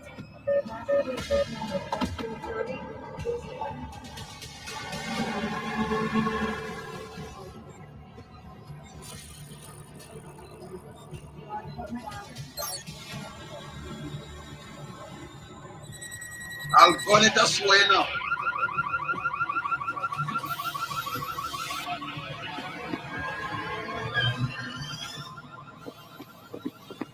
Enter the Guardsman Metaverse, a new dimension of security. Now, I'll show you the next two things before me talk. So this now, get the government to say, yes, what have to do things with you, the private partner, because you have the way out. Show you the next thing now. Look on this now. Now show you what them say them have now. You see a lot of them people here, sure? Yes. Me sit down with them and talk to them. Year after year after year. I'm not, when you finish, I'll tell you something. Yes. Watch this now. For all. But that safety faces new threats every day. Threats that require innovation-led integrated solutions. Initiating a new dimension of security. Artificial intelligence software to take cameras to the next level, enabling maximum surveillance through license plate, facial, weapon and object recognition, location detection, and crowd counting. Using the power of AI technology and our highly trained security officers, G-Force provides 24-hour threat detection with targeted response times and direction. When your cameras know exactly what to look for, it makes threat detection far more effective, minimizing human error or bias. G-Scope allows our central station to get real-time visual verification at the time of an alarm through client security cameras to see what caused it, allowing us to issue the appropriate response to each situation. You have valuable items and people you want to protect. iProtect gives you smart solutions to monitor and secure every inch of your space, whether you are near or miles across the world. Plus, automated control over lights, temperature, door locks, and live 1080p video and audio directly through the mobile app. iProtect for Business gives businesses even more invaluable insight and analytics through automated reporting, smart notifications on security breaches, crowd gathering, queue monitoring, heat mapping, occupancy, and people counting. Aerial surveillance, powered by drones with infrared and thermal imaging technology, will provide real-time video. This makes it a valuable tool for businesses in detecting human or vehicular activity and live streaming during unmanned patrol missions or in supporting guardsman response during a security incident. Guardsman's proactive approach to security leverages the integration of technology and human resources to provide a strategic and tactical response to any situation. Efficient and effective security requires reliable high-speed broadband service. By providing consistent, stable broadband, cameras, drones, and all other security equipment will run smoothly even if the location's ISP has service disruptions. With over 33 pinpoint zones, walk-through metal detectors can pick up the precise location and number of threat objects, which facilitate easier threat detection at events, high-risk locations, and ports of entry. With G-Alert, you will have a panic button mobile app enabled with just a swipe to trigger armed response to your exact location and two-way voice and video with our central monitoring station for enhanced peace of mind and security. With businesses now more reliant on the digital space, they are more exposed to cyber threats. Guardsman Cyber Intelligence will provide a robust layer of security to monitor and provide a proactive response in the case of threats and attacks. This local support and our Security Operations Center will protect not just the business, but the customers and essential data. The new Guardsman mobile app for customers enables contact with our operations teams to be quicker and more convenient with user-friendly features to enhance and maintain a high service delivery. Get access to our security officer schedule. Just a morning thing. Aye. Good night, Maria. Finally. Good night, finally. My apologies. Are you hearing me? All of us hearing you. Good night. Oh my goodness, Sir Herb, my big brother Rattigan. You know I defend you again for and Dr. Taylor. Wonderful job, wonderful job. My brother Wayne. I mean, I've been working on this thing like forever, so I'm so happy that I got through finally. Thank you so much. I'm going to show you this, and I'm going to carry you. Let's watch this little last part on Ratty. Remember, you know, watch this the last part now. Hear this, hear the minister now. Mention of Deputy Prime Minister, Leader of the Opposition, and Cabinet colleagues and Member of Parliament. So, the speech that I was given is no longer relevant. And anybody who can tell me that they're not blown away with what has been displayed here this evening would not be telling the truth. This is absolutely unbelievable. Kenny, congratulations to you and your entire team. Listen again now, you know, listen. A few things that I came away with, just thinking aloud. Firstly, to my cabinet colleagues and Leader of the Opposition, enjoy your CPOs and your blue flashing lights, because I believe we'll be having security guards in short order, protecting us based on what I've seen here today. Very, very, very impressive. Secondly, I think I need to invite the Guardsman team to my ministry to spend a month so that they can give us all of these good ideas and innovative technology solutions. Maybe I'll have to ask Kenny to loan me one or two of them to put on the ICT advisory committee, but at no cost. But just to say that this is truly mind-blowing. And what came to mind, DPM and Minister of National Security, with all this infrastructure and all this investment in infrastructure, why would the government need to duplicate this? We need to partner with security companies, as Kenny said and you said. What a rubbish. But no, our money we have police and soldier father Kenny people them for just put the money in a machine. Him said mind blowing, you know. This embarrassing. Him should have resigned. Daryl Vass should have resigned. The government, come on now. So you have put our security in a Kenny hand. We can even him little guardsman them when two little car back them up. Do one of them get shut up. And the money gone. Every cent gone. Eh?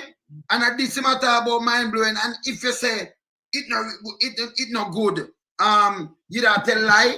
This makes sense too, no? You're a tech ratty. I don't know where to start. I have a headache. But seriously, I start have a headache. And I tell you something. Kenny Benjamin is a nice fellow. I mean, I've met him. I used to meet with him every Friday night. Him have a social gathering in my office, and I was part of it. And sometimes, you know, so the thing is, my 30 years of experience, I don't afraid for share it. I willingly share it at no cost. You see, when just don't tell you and all of them things, me sit down and tell them that years ago. Me sit down and tell them that. Me have to take credit. Because when I see this nonsense, I mean, I know that this is the full metaverse. The metaverse. No, it's a reverse. It's not a metaverse. It's a reverse. No, because you know what, me sit down with them, you know, and Herb can't. I mean, you know, Herb sit down now. Herb must have Herb must know how you feel, Herb, because you know what this is. This comes down to one thing, you know. This comes down to the fusion center concept. That's what this comes down to. The fusion center concept, where we have preached them from 2017. We are preachers to them.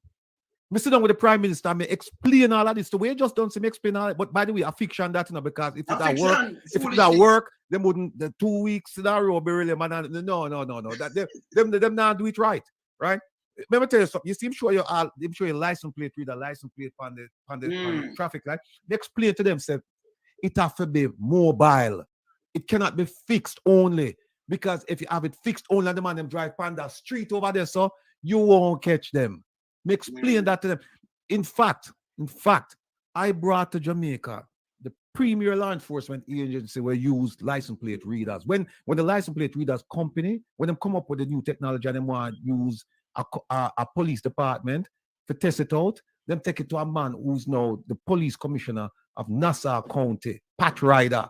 Me take Pat Ryder come to Jamaica. And we can explain to them the whole thing. We even go as far as say, listen, me we get some free plate readers for now. The ones that we pat them use and them get the new one, and them get the new ones. Then me we talk to them and get to know the new one, the old ones them with the man them have. So at least we have something we can work with. You know, them tell me, no man, we have everything under control. We have everything, and we don't need none of them things there. We have everything. We even talk to them about shot spotter, which is an old technology. Yes, old technology, which you use them super. Yeah, when the shots fire, it can tell you. It can tell you how many shots. It can tell you the sequence, all of that stuff. But to them, say, listen, me Pat even invite the man and say, come to my department, me show you how we use technology for fight crime, so that when the shot spotter go off, right, and the police want to respond, but before the citizen can even call. The shot spotter go off and it come in at the intelligence center, the fusion center, and them call the police closest ones them to the incident and say, hey, watch out, this thing fire off and this is where it fire off. In a car, I have a computer. In other computer, they have Google Maps. It bring up the entire area. It show you where the shot fire. It show you the topography. Not only that, it show you all of the criminals them who live in that area there. All of the men who just come from prison. It show you all of the informants to the man. So by the time you can pick up the phone and call them already, the policeman who are going to respond, them already have all the information there. Me take the people them go to Jamaica. So when we see this, me talk to Kenny about this. So when we see them talk about nonsense, they don't know how to do it right. Because it's a matrix, they make this a little movie. And then I'm going to say, you know, when Darrell Vaz say, the government must invest. That's an insult to Minister Kenny to take the way and lead way. That's an insult to Minister Chang. That's an insult. Because with 1.2 billion Jamaican dollars are spent since 2016 till now, and them just about a month ago, them said the US and them form a fusion center. From 2016, they must spend money, and they must ask for help, and them just get that. And we in the diaspora got him and say, we can't do this for you for free, because guess what? This is something where we own, this is something where we have done for years. So we used to assign people to fusion centers, We used to assign people to fusion centers. We used to do a fusion center when we did Mississippi, did it almost every day. When we the overseas, we at the fusion center. When we the America, they at the fusion center. I said to them, say, listen, download everything when we have here, so I'm giving you it for free. Download it. Man, them say, no, we don't want nothing from you.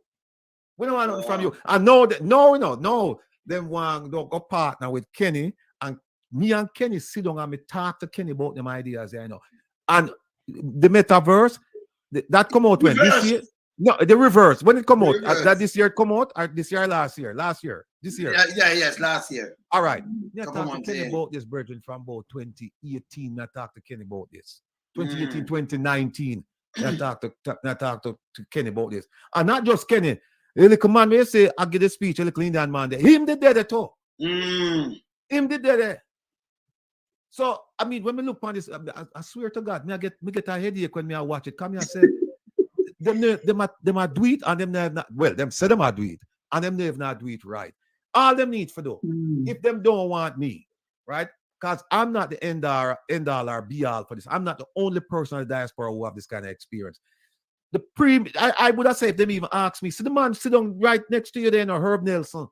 Yes. Him are the man them for call upon and say, Herb, come and show you for this. Forget about Rattigan, because me too controversial, and them not gonna want me, because me a rebel, you know what I'm saying? But Herb is the kind of man, no, Herb level-headed, Herb is a professional, Herb know for the things with diplomacy. Me know, can you see where me I come from, right? Yes. Yeah, that's all. I might think that too, man. Yeah, and sometimes when you see things that go wrong, brethren, you see things, it's hard for you to control yourself. And we can't put up with foolishness. We can't because we come from an organization for 30 years, we don't put up with foolishness. We don't put up with this nonsense. When nonsense starts, we move people. Mm-hmm. But Herb is a man now. Herb not put up with nonsense either. But what happens is that Herb have a sense of what I want. So me more volatile than Herb. So them don't have to take me. But take Herb. Take Herb and make Herb show you how to do this thing, because Herb work in a fusion center. Herb know the inner workings of a fusion center. Him know it. Him can teach it. Him can develop it. Him can build it for them. Well, so don't even take me. Don't take me. Not take me. Herb. Take Herb. Herb. Come in, Herb. Him turn off your mic, Herb. Him turn off your mic.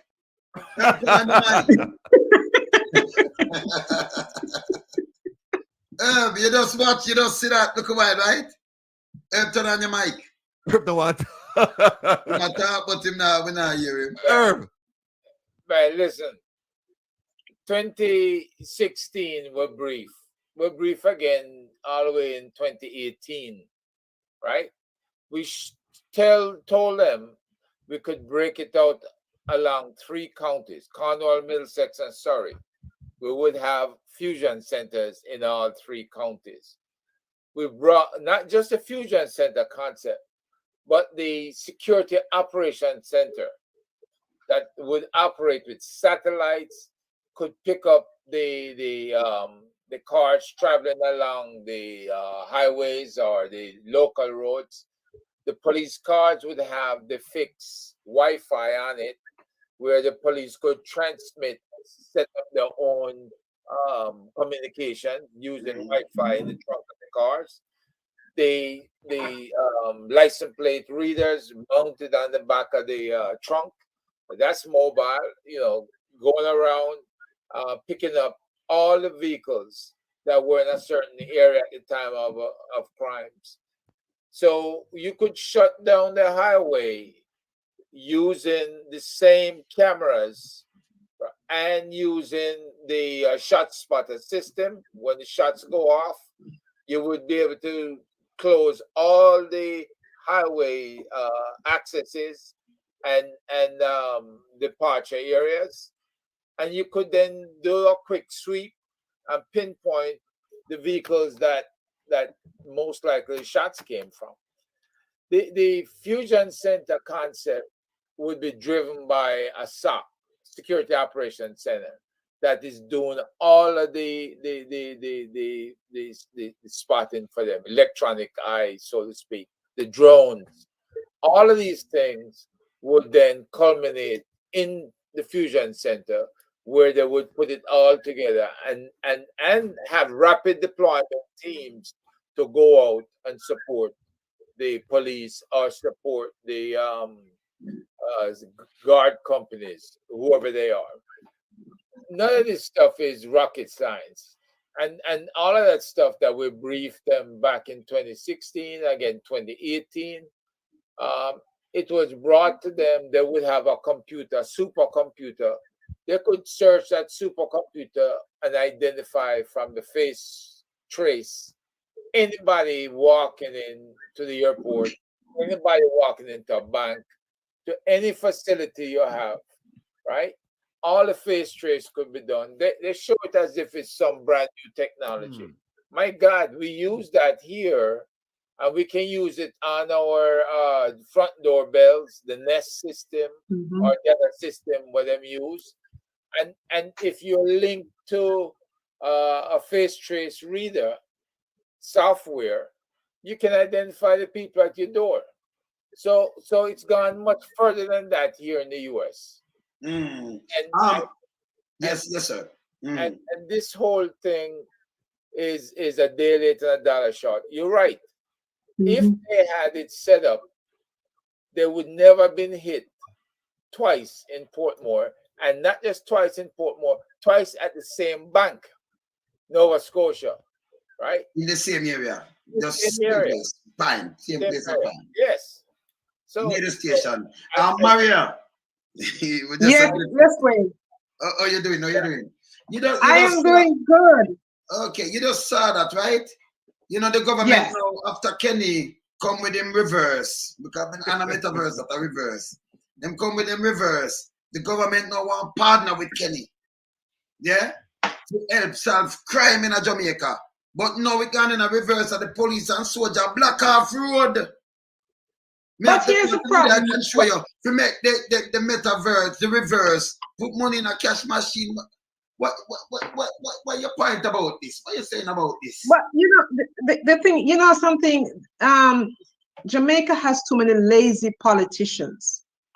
And so they look for the easiest way to spend the least amount of money, but they want to get the best thing done. The security system in Jamaica, as it is, the justice and security structure in Jamaica is weak, is broken.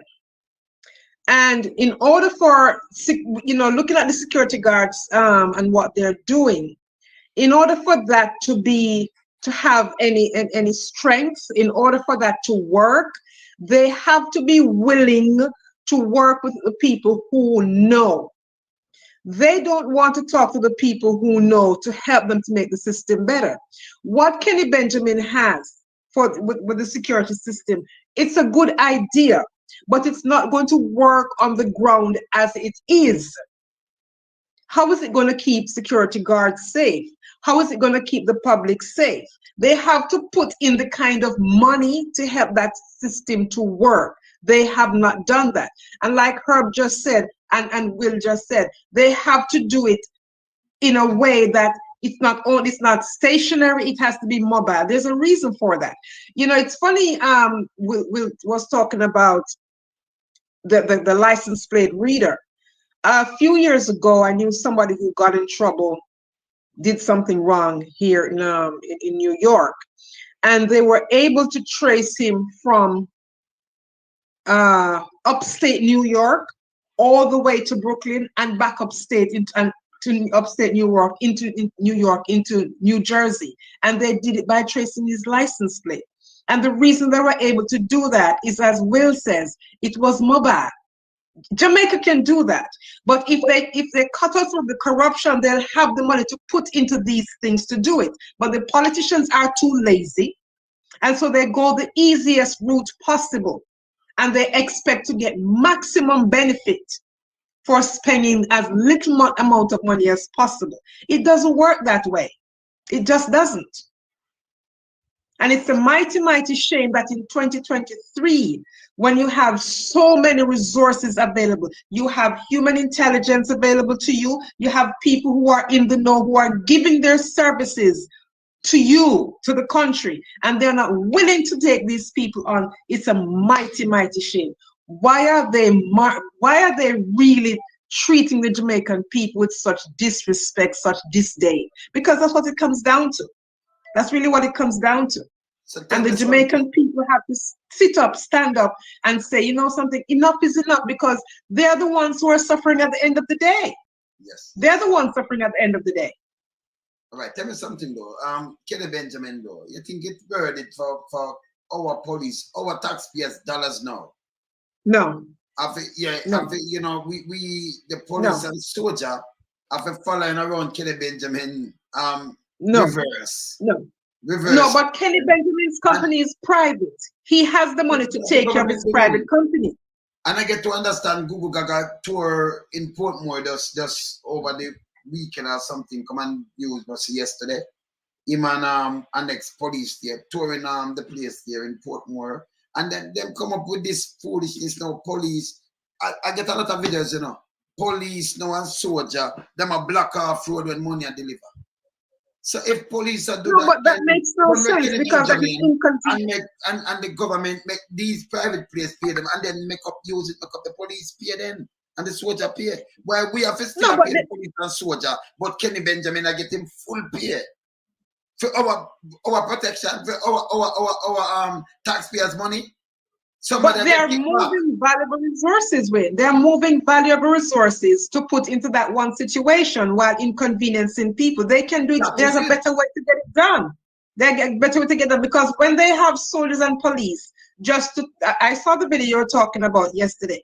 And when they have soldiers and police doing that, do you know how many crimes they could be solving in another area? So they're taking away resources from other needed issues. Kenny Benjamin has the money to put into his company to make it efficient. He has chosen not to do so because he has a government that is not going to hold him accountable and ensure that this is done. Because how can you have two major those are bank heists. I don't care what anybody wants to say. Yes. And there is no investigation into why it happened the first time. And then the second time, something is wrong somewhere. Can I say something to you though? You know what? That guy Overton said. Overton said, "Hope and pray." I don't know.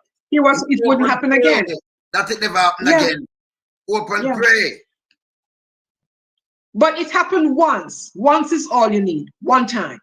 And the fact that it happened one time, if he was astute, he would have known that the one time should tell him that this is a high risk area. And as a matter of fact, he didn't need one issue for him to realize it's a high risk area, so he should have been patrolling the area in a better way. Because the truth of the matter is those kinds of bank heists are not going to take place in the hood because they don't have those kinds of infrastructure in the hood. They really don't. So it's going to take place in these high-risk neighborhoods where you have the banks, you have the shopping centers. That's where it's going to happen. That's where they're going to look to go on and do these kinds of heists. So why wasn't it better?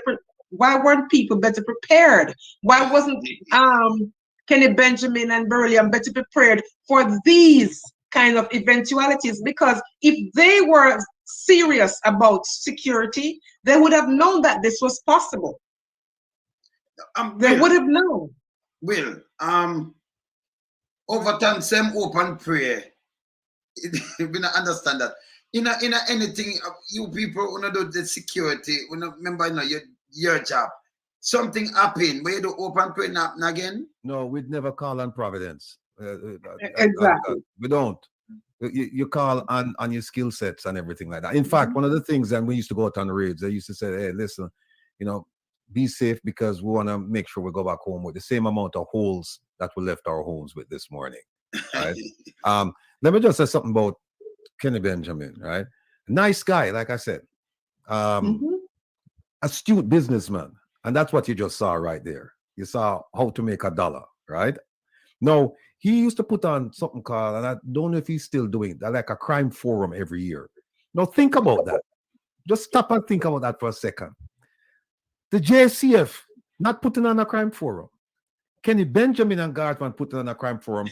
And in attendance, JCF. That's kind of backwards. Yeah, that's why we say call it reverse.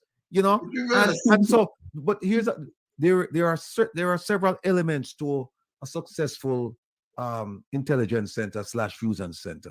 One of them is this: you must have a robust and developed source base. And Herb can talk more about this.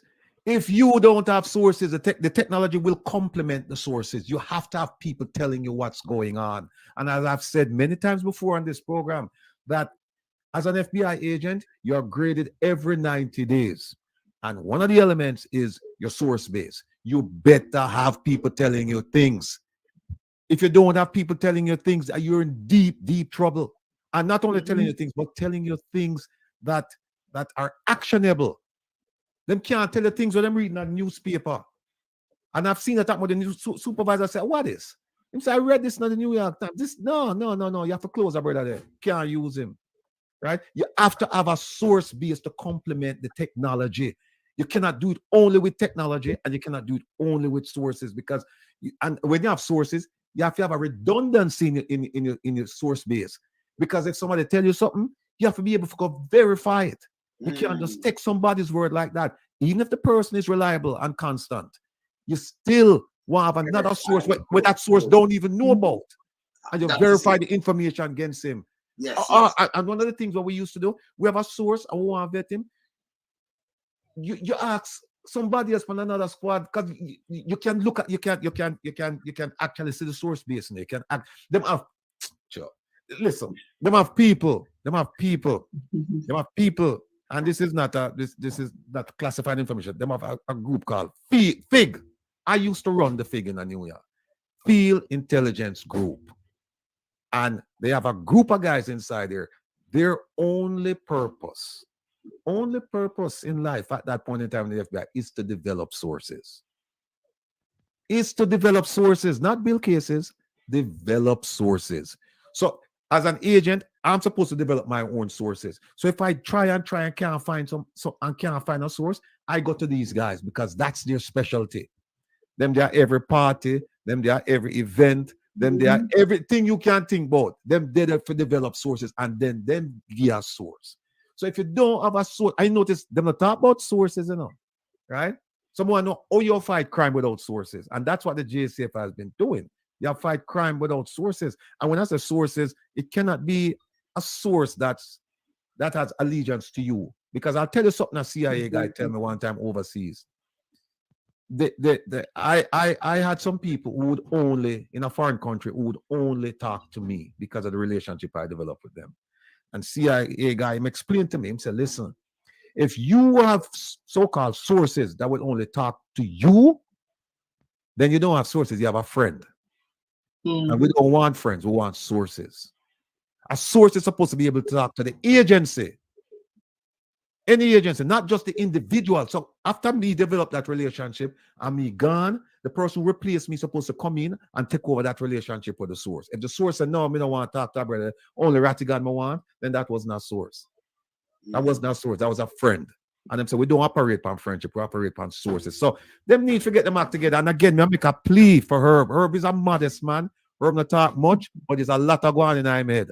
And you need to download Herb brains, because him have a lot going on. Don't let me, but Rattigan, a king has no honor in his own country, Well, who say me a king? No, I mean, no, what I'm saying, because they're not going to use her with all the internet, you know what I'm saying? No, but and so they'll take somebody else with the same information. But here's the thing, and I've said it before, and I've said it openly, and I'll continue to say it. Politicians in Jamaica, they're too smart. They're too smart. They're not gonna give me that job, because none of them will come to me if they ever gave me that job and say, listen, I want you to look over there, but I don't want you to look over there. I want you to look at that person. I don't want them too smart for that, because the moment you tell me that they're gonna get caught. They're gonna get caught. The moment you tell me that, guess who me I look on? Yeah. You. Yeah. Exactly. The moment you tell me that, plus before me come there, me I look on you already. Of course. Because like the man said, like the man said, we have the files. The files. We have the files. Well, so exactly. Them don't want me come there. And that's the biggest problem Jamaica has. That's the biggest problem Jamaica has, because if they should really look at security, national security in a holistic way, and get the people involved who can do the job, they will get caught. Their friends will get caught. So the whole system will be cleaned up. And that is the problem that we're facing. And that's the problem with Kenny Benjamin's system. It's private security, and it's going to be geared towards looking only in areas where you have the rich and where you're protecting the rich and wealthy, and they're gonna fork over that money each month to be covered, make sure that their kids are covered, to make sure if their wife is driving the vehicle from point A to B, just like that woman who claimed that somebody grabbed her out of her car, took her vehicle from her, and cut her kid's throat. If Kenny Benjamin's system was working and the CCTV or Jamaica Eye was working well, they would have seen all that scripted going down the road, right? Look, it was scripted, yes, scripted. It was yes. scripted because the fact is, there's no way. You look at the preceding events, the fact that this kid was the way he was, the question is, were they safeguarding the kid? Or did they take the kid out there and something happened that we all are afraid to talk about, right? And the police have not moved in to do the questioning or arrest her on any suspicions at all. They have a hands-off approach. Let's talk about bank robbery for a second. If they come out there and they're hitting the bank and they're shooting up your guards, right? I would ask the bank to post a guard with a long gun, with a sniper's gun, on the roof. Simple. You would send, if you're Kenny Benjamin, Overton, you would send, because you send more money this time. You send 10 million that gone, one of your guard die, the other one injury and end up in the hospital, all kind of things. This time you don't send more guards. You don't send police, right? You can send more guards, right? But you don't make sure look out for what you look out for. You don't send right. The trick to pulling them out is to, if you act normally and you come back again, and this time you have a sniper posted on the roof, you need to conceal that person up on the roof. And I don't know what the roof outlay is like. By the way, Godman and when a sniper don't cut them, they can't, them look barrel gun and them thing there. When you say barrel gun and top of your foot, you know, man, they tell you, hey boy, move, you know. Well, the police have snipers. No, I know the police. They carry but the iPod weapon of the man them have. And you have the little barrel gun. Can I say one of them a Godman has spin it. No matter how welcome to Metaverse. If you have a look at 38 and you're the pump power man, you all done and say, hey boy, go away. And when you just power jump with your foot, the man them have feel like pod weapon. Them not the gun. Sniper. When I leave here, I think check out for the building. Left here too. That man, them want train. Them want lamp pile. They can't be trained. Right? A sniper has an advantage, right? Because he or she is looking through that scope and they're scanning the entire community below them. And they can tell who's carrying a weapon beneath their jackets or their shirts or whatever. They can tell who's been in the area too long, walking around in circles, waiting, checking the watch. All of these things they can tell, right?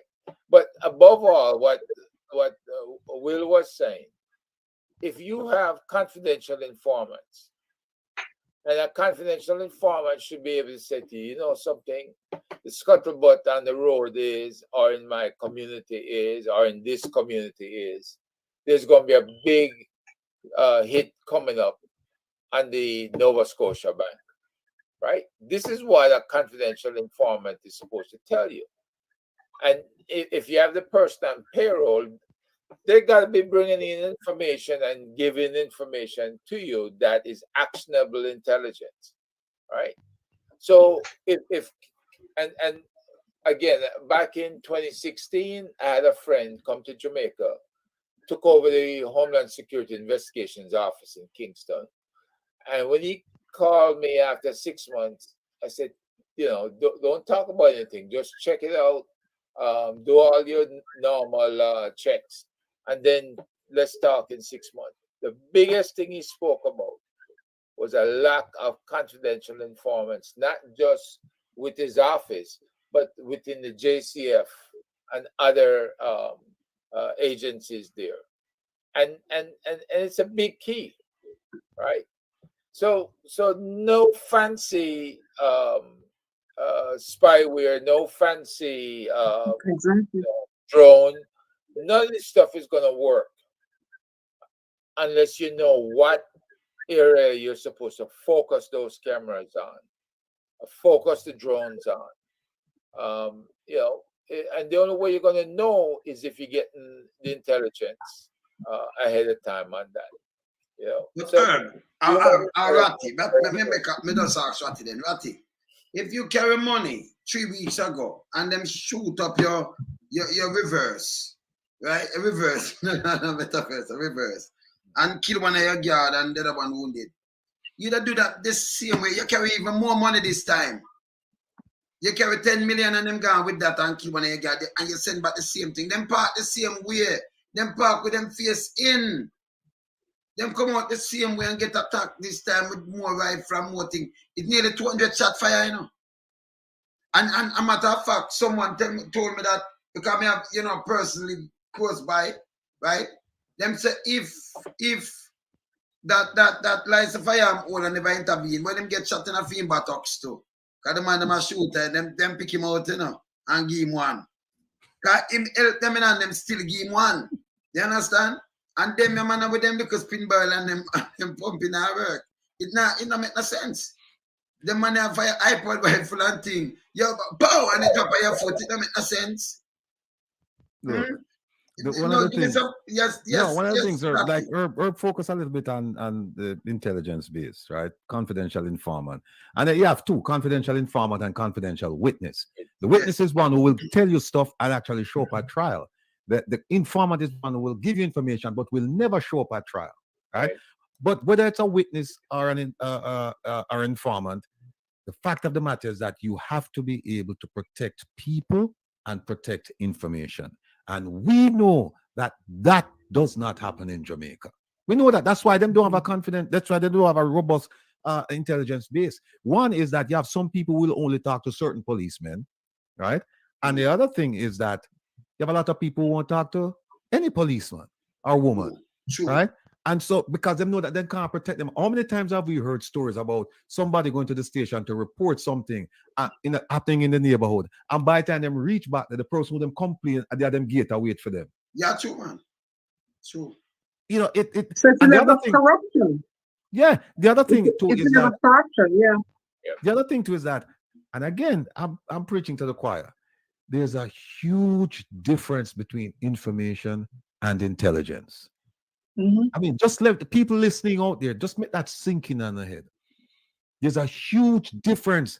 And again, I don't want to steal Herb's thunder because this is his bailiwick, the intelligence cycle, right? There's a big difference between when information comes in and when it goes out as intelligence.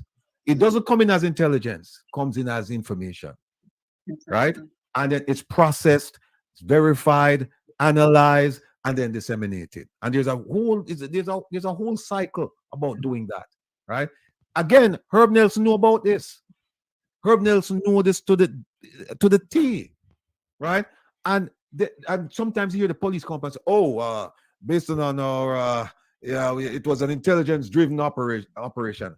Is a man call him and tell him, say a man down the street. That's an intelligence. That's a tip. That's information. In fact, Crime Stop supposed to pay. The man should have called Crime Stop and get the money. Yeah. That's a tip. That's the information. That's not intelligence.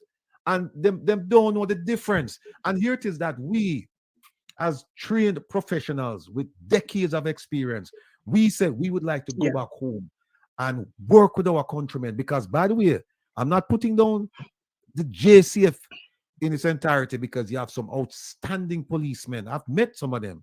I've worked with some of them. In fact, I worked with one of them on a case out of Florida, right? They have some outstanding people there.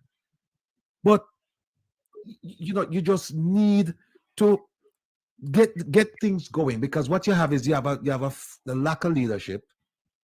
And from you have lack of leadership, you're going to have problems, right? And if you can't fix that right there, then you're going to have somebody like Kenny Benjamin coming in, because tell you what, Kenny's not an idiot.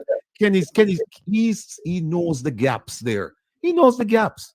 So he can come in, and he comes in at an angle where they can't refuse him. Because when he come in with this fancy presentation, JCF not nothing like that. I be money they make. They have nothing like that. So money him come in sideways and say, watch, I see something. Your Minister Bart get up and say, I don't think we should have even need the police, And then him go on to say, maybe the police should have worked in concert with Kenny. Partnership, private partnership. Yeah. So that mean me can go. That mean when you say, I forgot back out my Joan and go shoot me, I forgot make my thing, come here and video too, So I forgot back out me. So what am I doing here, a few years ago. So what am I doing here? See that? See what am I doing there? See how many things? God, I don't put them up. Me have my Joan with my man. Well, I have my thing them with me. So what happened? Somebody want to know.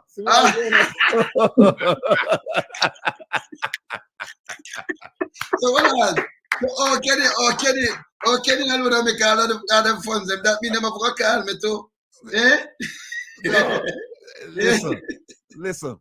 Them want drones, if they want real drones, because a few years ago, the business community of Montego Bay donated a drone to the police, the JCF out there. I want to say the drone.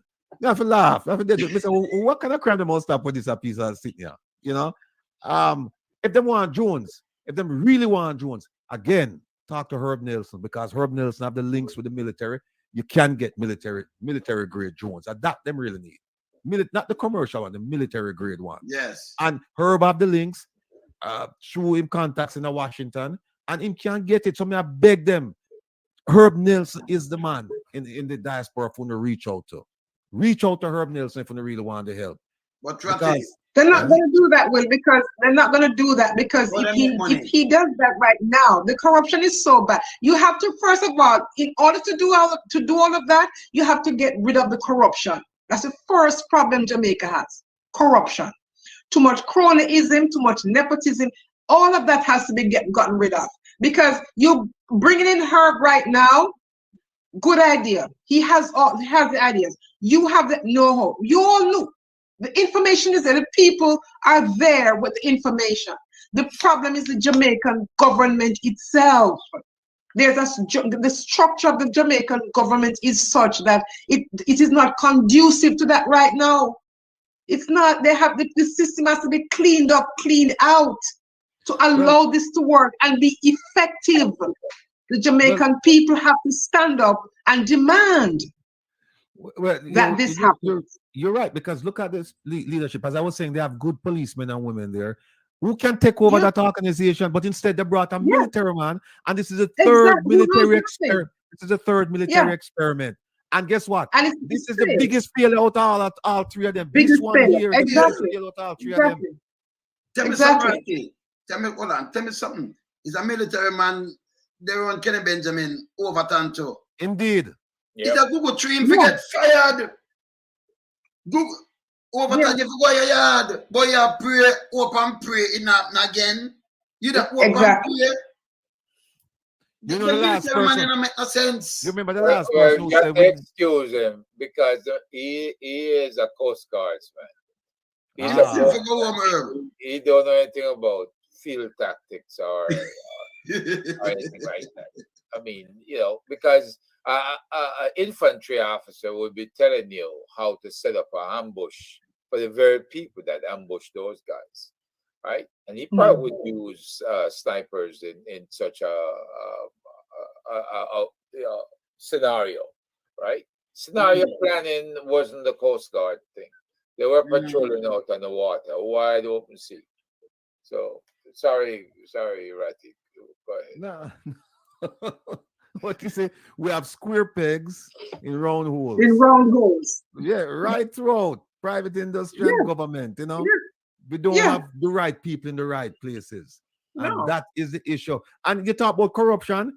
I mean, the good doctor, him can't tell you too. We don't want to leave the doctor out of this discussion, yeah. Because even though we are talking about police, law enforcement matters now, it impacts where him a try though. Because a lot of the stuff where Yes, this it does. corruption when can't get It's fixed all stuff it's now. all of a domino effect. It does have a domino effect. You see? Exactly. That's the problem. Exactly. But so Jamaica doctor has now, a major corruption problem. The doctor will tell you he needs the drones on the beach. He go identify all the politicians coming on the beach. Yeah, exactly. Yeah. Well, it's a good point, Master Herb, because you know that while the Blue Lagoon is closed, there's still commercial activity going on the Blue Lagoon, which is all of the rich that live around the Blue Lagoon. All right. And I heard that a famous minister is paddling in and sailing his boat in the Blue Lagoon while the public is locked out. So it is really a lot of corruption. And this is why I think where Jamaica stand right now, proposing to become a republic, there's a couple of things that we need to straighten out in governance. All right. And, poised to write a new constitution. All right. And I think this is the time where all citizens of Jamaica, whether them die yard or them living at the diaspora, need to get involved in this process. Because, post 1962, we have an opportunity right now to put a constitution in place that is reflective of just a progressive Jamaican society. And a lot of us who, reside in the diaspora, who, own property in a yard, vested in a yard, have vested interest to make sure that Jamaica is, living up to the ideals of really protecting and securing its citizens. So we need to be included in these decisions process. That's why I think the Jamaicans in this diaspora have a lot to offer, and them just need to come to us, because we leave, we come, we study, we go back home, we interact with, in contact with all that's happening on the ground. So they need to really give us this space. But I want to share. Can I share something here? Yes, ma'am. Yeah. Let's see if I can share a screen. Which screen now? Let's see here. What is this screen called now? Let's see here, because what I'm trying to point out here is yes, this screen here. All right, can you see this screen? Make us see if I can draw it up here. Hold on. Yes, hold on. This one? Yes. All right. You see that screen there? The office of the Prime Minister have 19 agencies that sits inside there. Wow. All right. So when we're talking about good governance, as the good governance town meeting should be. But that can't be good governance. That coming like a bullpen. So this is some of the issues that we're having a lot of conflict. And if we have good governance, then we are going to make sure that many of these agencies are operating in very objective spaces. And the one that we're pointing out is actually the environmental climate change, which NEPA is part of, that we think is leading to some of the issues that we're having right now, not only with beach rights, okay, but also with environmental, rights. We're talking about National Land Agency, which has to do with land rights of Jamaicans to access beaches and use the sea. It resides within this ministry. So economic growth and job creations, all these things that sits right, JIS, Information Ministry, all of it sits inside the office of the Prime Minister. So we're talking about good governance. This cannot be good governance because environmental cannot sit with, job and economic growth and job creation. There are going to be many conflicts in that space. And when we're talking about land agency, there are going to be conflicts inside the space. So we have to really know in an era, make sure that the constitution that we're going to develop in Jamaica address many of these things so we have good governance.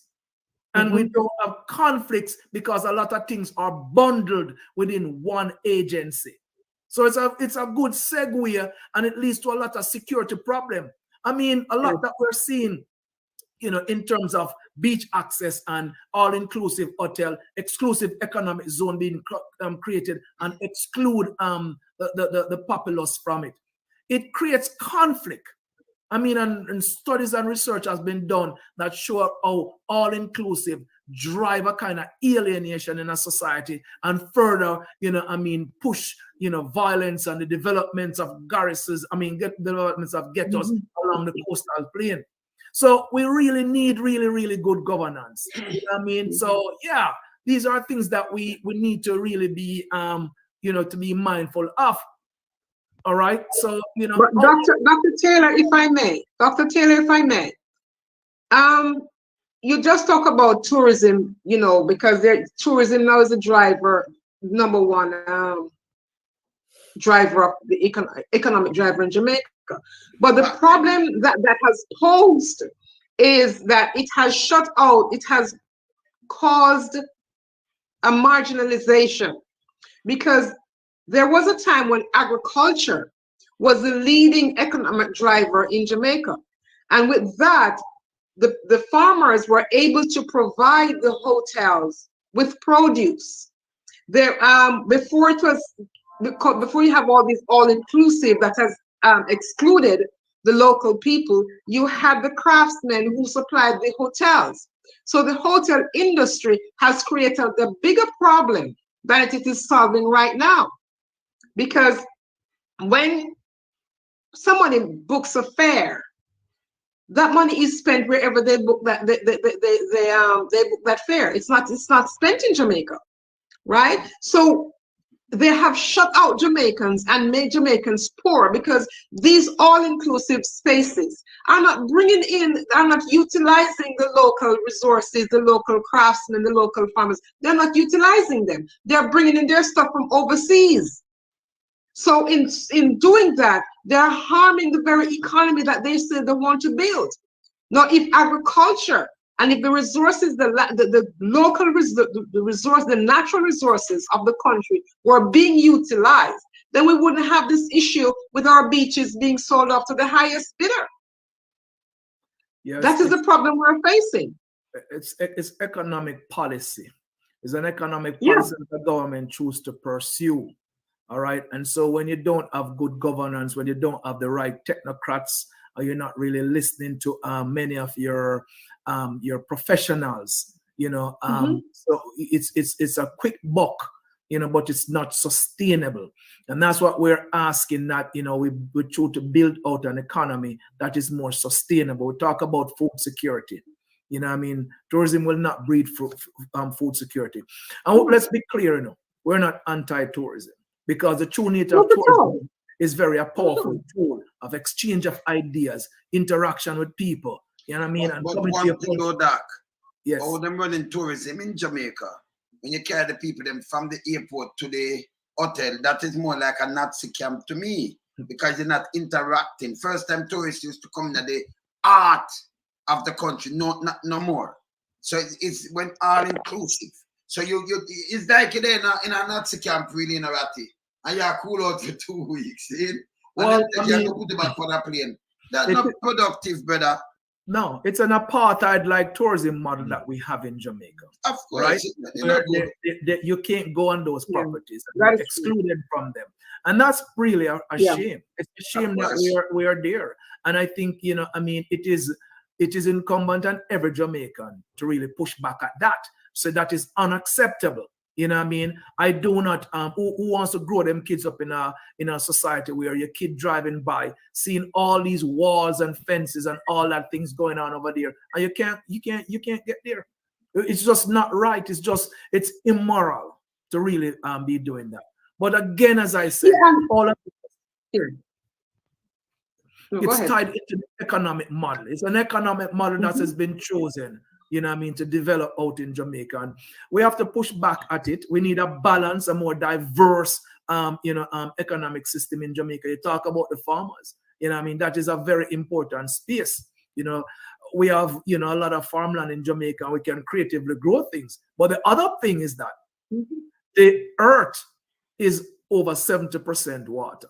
So there's more oceans and sea than land. All right. And what we can see, what we know, right, mariculture, which is growing different things in the sea, is growing into a massive industry. I mean, the seaweed industry is a massive industry.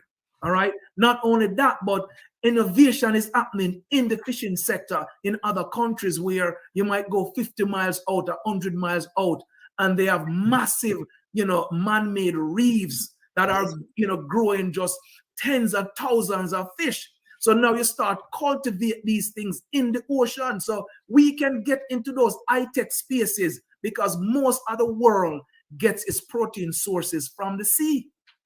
So if we are truly, you know, innovative and creative, and we learn and we know these things, then, you know, it is good for government to really talk ones in the diaspora who have Jamaica's interest at heart, and will impart our intellectual, you know, capabilities free of cost to the country.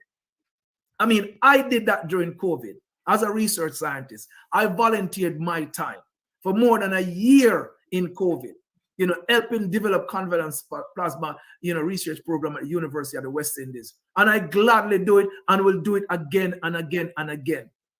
Because this is what, you know, we are educated in Jamaica. Our families live there. Okay, we live there. We're not really foreigners to Jamaica. I'm surely not. And I know the item are not.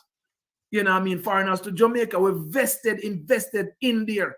Ownership of property and resources and family. And we will give back freely and willingly. But one of the things that we want to see in Jamaica, we want to see good governance. And I'm hoping our move towards a republic, which I'm supportive of. But I want a very strong constitution that protects the rights of the people. Okay? That gives us rights and access to our ecological heritage. We don't want this kind of marginalization. But two things though, Rattigan look like him on something, right? Before them even think of, you know, well, you go republic, them could have write all these things in laws where, you know, everybody equal under the laws and all kind of thing. Them could have changed it up. Them can. But wait. This hurt me head. Yeah, yes. Yeah, but here's the thing. You know, Dr. Taylor just touched on a very important point about the Constitution. Yes. There's a Constitution Council, Reform Council being set up, right, Dr. Taylor? If I'm not mistaken. Yes, you're. Yeah, but who are the members on that council?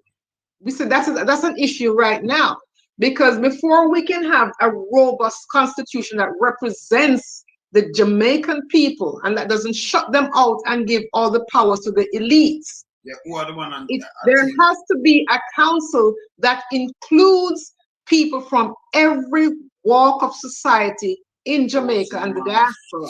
It cannot be a political thing where you have some political people there. Them have just politically aligned people. It cannot be that every parish, every parish. One person. Yes, every parish must have somebody representing. Not a Jamaican though. One person from Canada.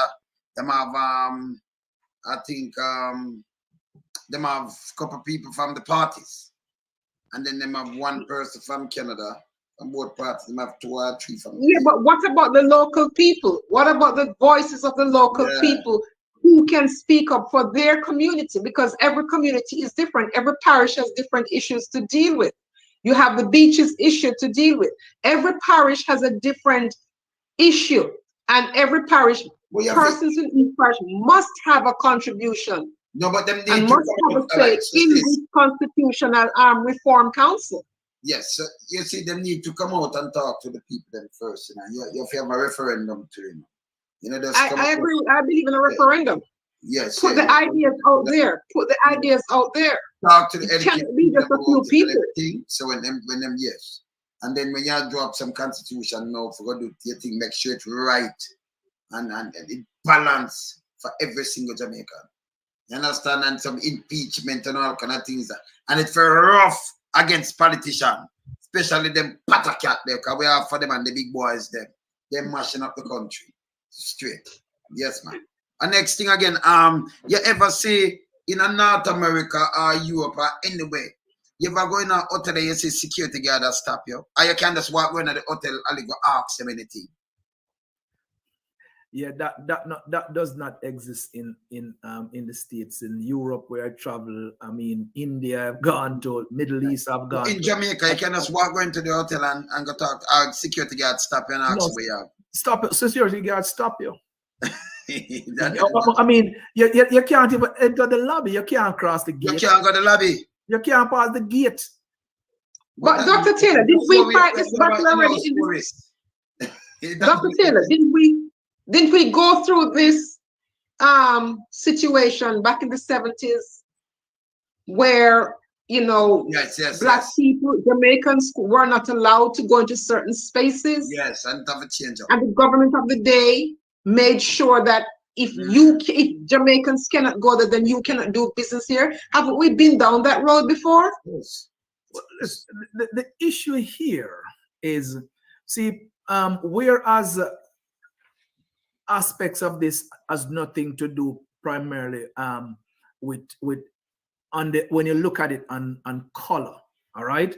It has a lot of socio-economic implications, all right? And most of the folks in Jamaica who are on the low socio-economic of low socio-economic status are descendants of enslaved African. So they are black because the country is over 96%.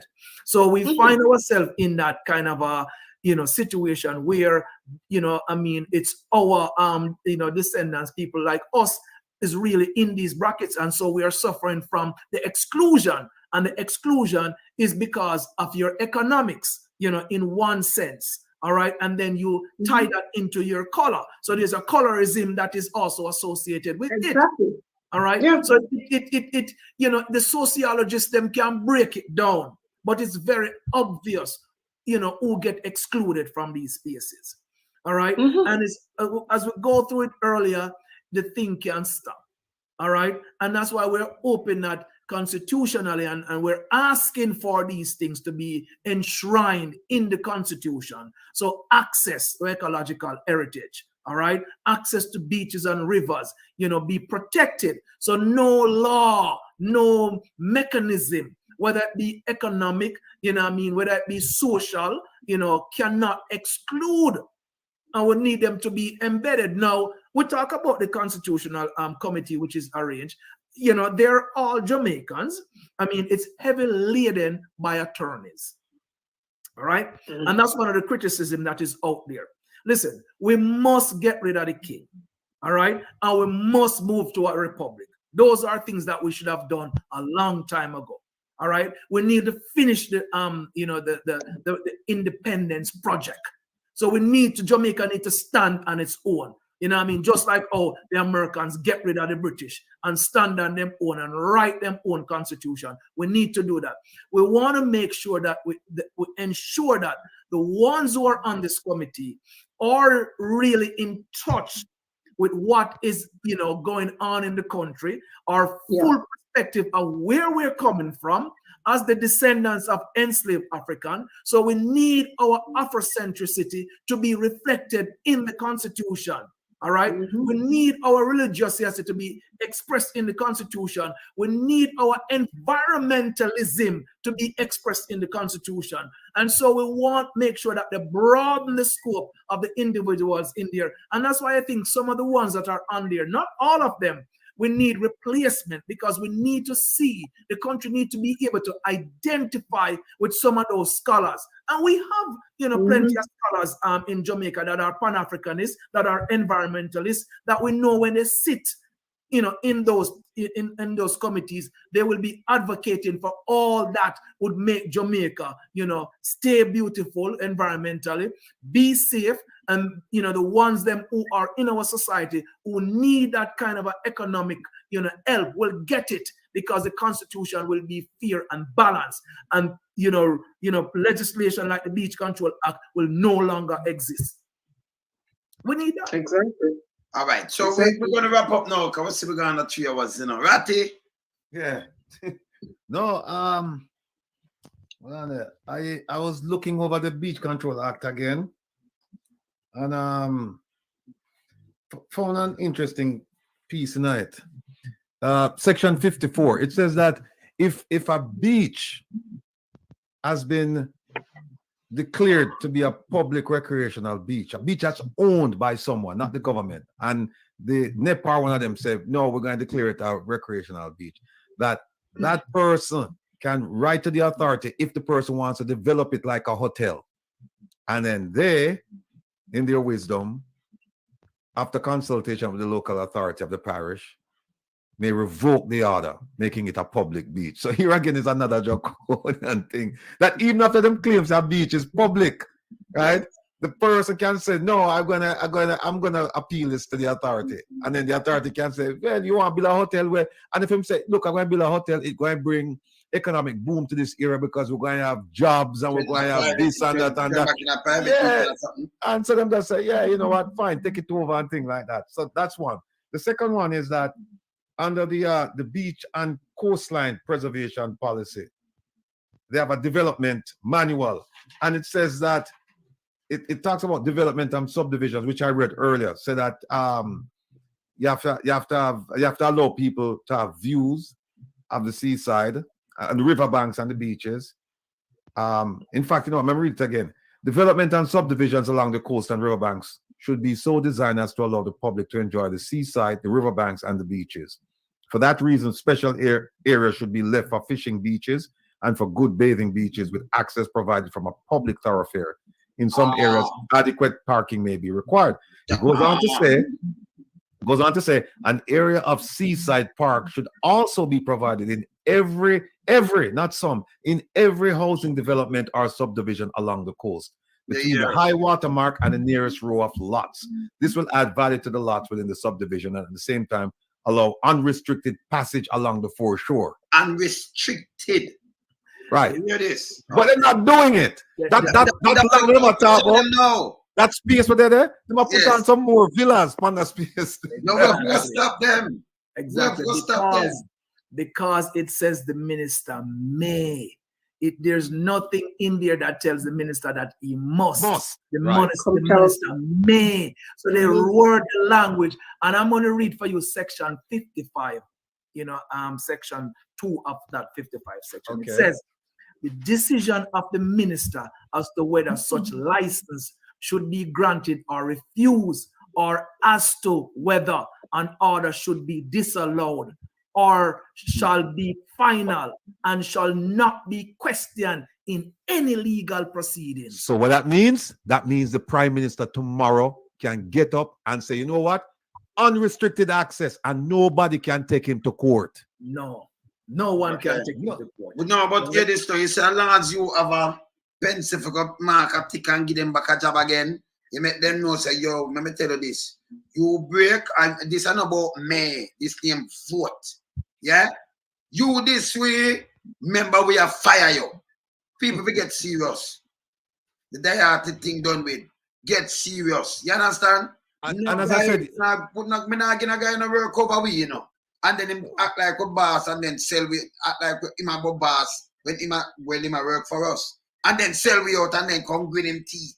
And as I said yesterday, it's not gonna work. Yes. As I said yesterday, this is an issue that we can all rally around. Whether you're PNP, UIC, JLP, rich or poor, educated or uneducated, employed or unemployed, garrison or uptown, wherever you're from, this is an issue that we can all be galvanized. We should all.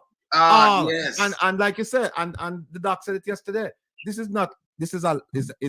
a access issue, it's a land rights issue, but it's also a voting issue. Yeah, man, we not play with them, voting man. issue. We not play with them. And then we have the angle too, remember we in the diaspora, and we are giving them a 3 billion, And them are going to much PSO, you have to talk to it too, them so powerful. No, so we not play with them. What you say? Mic off, Turn on the mic.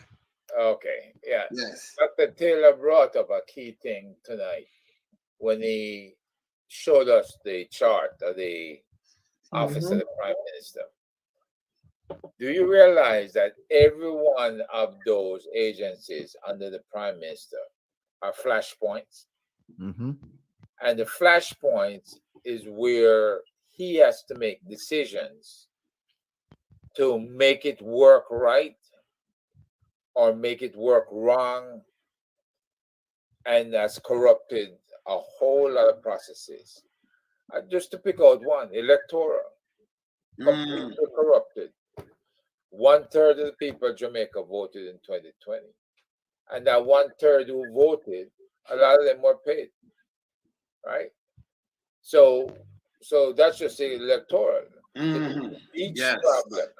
This beach problem, when they first took over, started with the Minister Vaz in his office selling off a US $13 million property for only $7 million. Well, it's a pity Kenny Benjamin didn't have his tracker on then, because then he would have to track where did Minister Vaz go after he sold the property for $7 million, right? You remember that it makes something, that it makes some kind of stink, and them going like them want to draw back something. It's not the first them try to do that, you know. When them know the property value like 20 million, them want to sell it for 7 or 6 mil. Because that them kickback. I'm gonna say 18 million now. They make a keep 2. Yeah, you took the words right out of my mouth. That is it. And so if the beachfront properties were so lucrative, then they had to come up with a plan to corral and sell more beachfront properties to different millionaires from different stripes of life, whether it's the US, Canada, or the UK.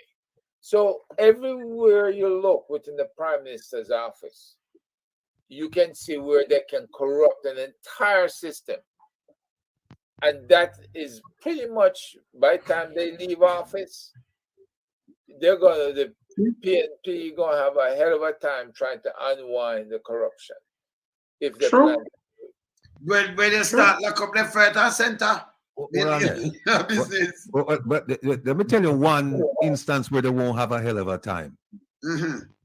The corruptions prosecutor, in her report, and I spoke to a member of parliament today who's going to send me the report, said that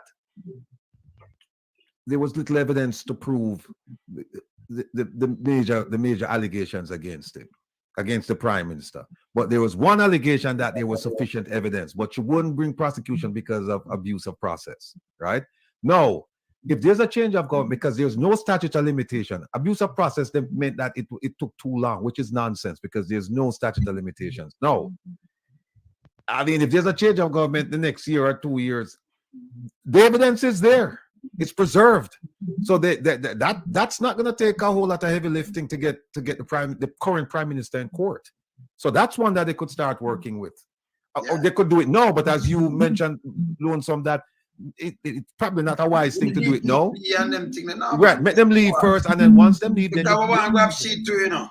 Okay, all right. Yeah, man, we need to go back to corruption to the fullest. We not play with them, none at all.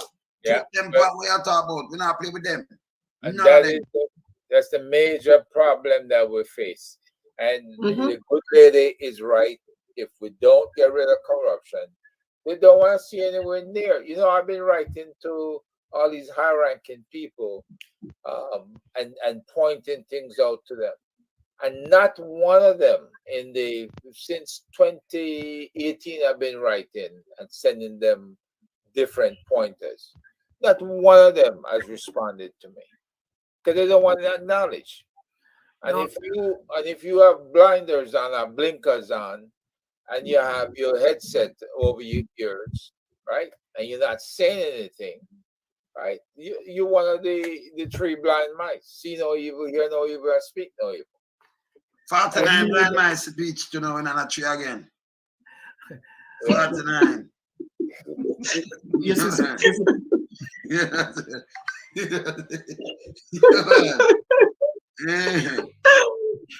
That's my consensus word for tonight, because this is ridiculous. And Dr. Taylor, you've been doing a hell of a job, but the problem is telling you, man. You're up against it, you know. Well, you know well, what I this is want to why. do? You know what I want to say? I think, Andrew, let me talk to you, because we do your watch me and them thing. What I want to watch you. So hear this. When your socks sit up on the other foot, don't you complain about the government and how it big and all kind of things and them things? Why you have so much minister in your office? Minister get minister pay, don't it?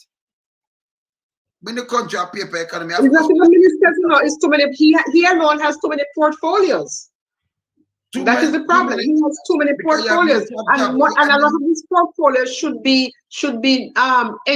not be in the government's purview. It shouldn't be. Tell me something. How many minister and junior minister the present government have right now? Because they have to get minister pay, you know. And they have to get minister pay role. But the issue is how many, all these 19 offices, portfolios are within the Prime Minister's office. They shouldn't be there because public broadcasting should not be the purview of the Prime Minister.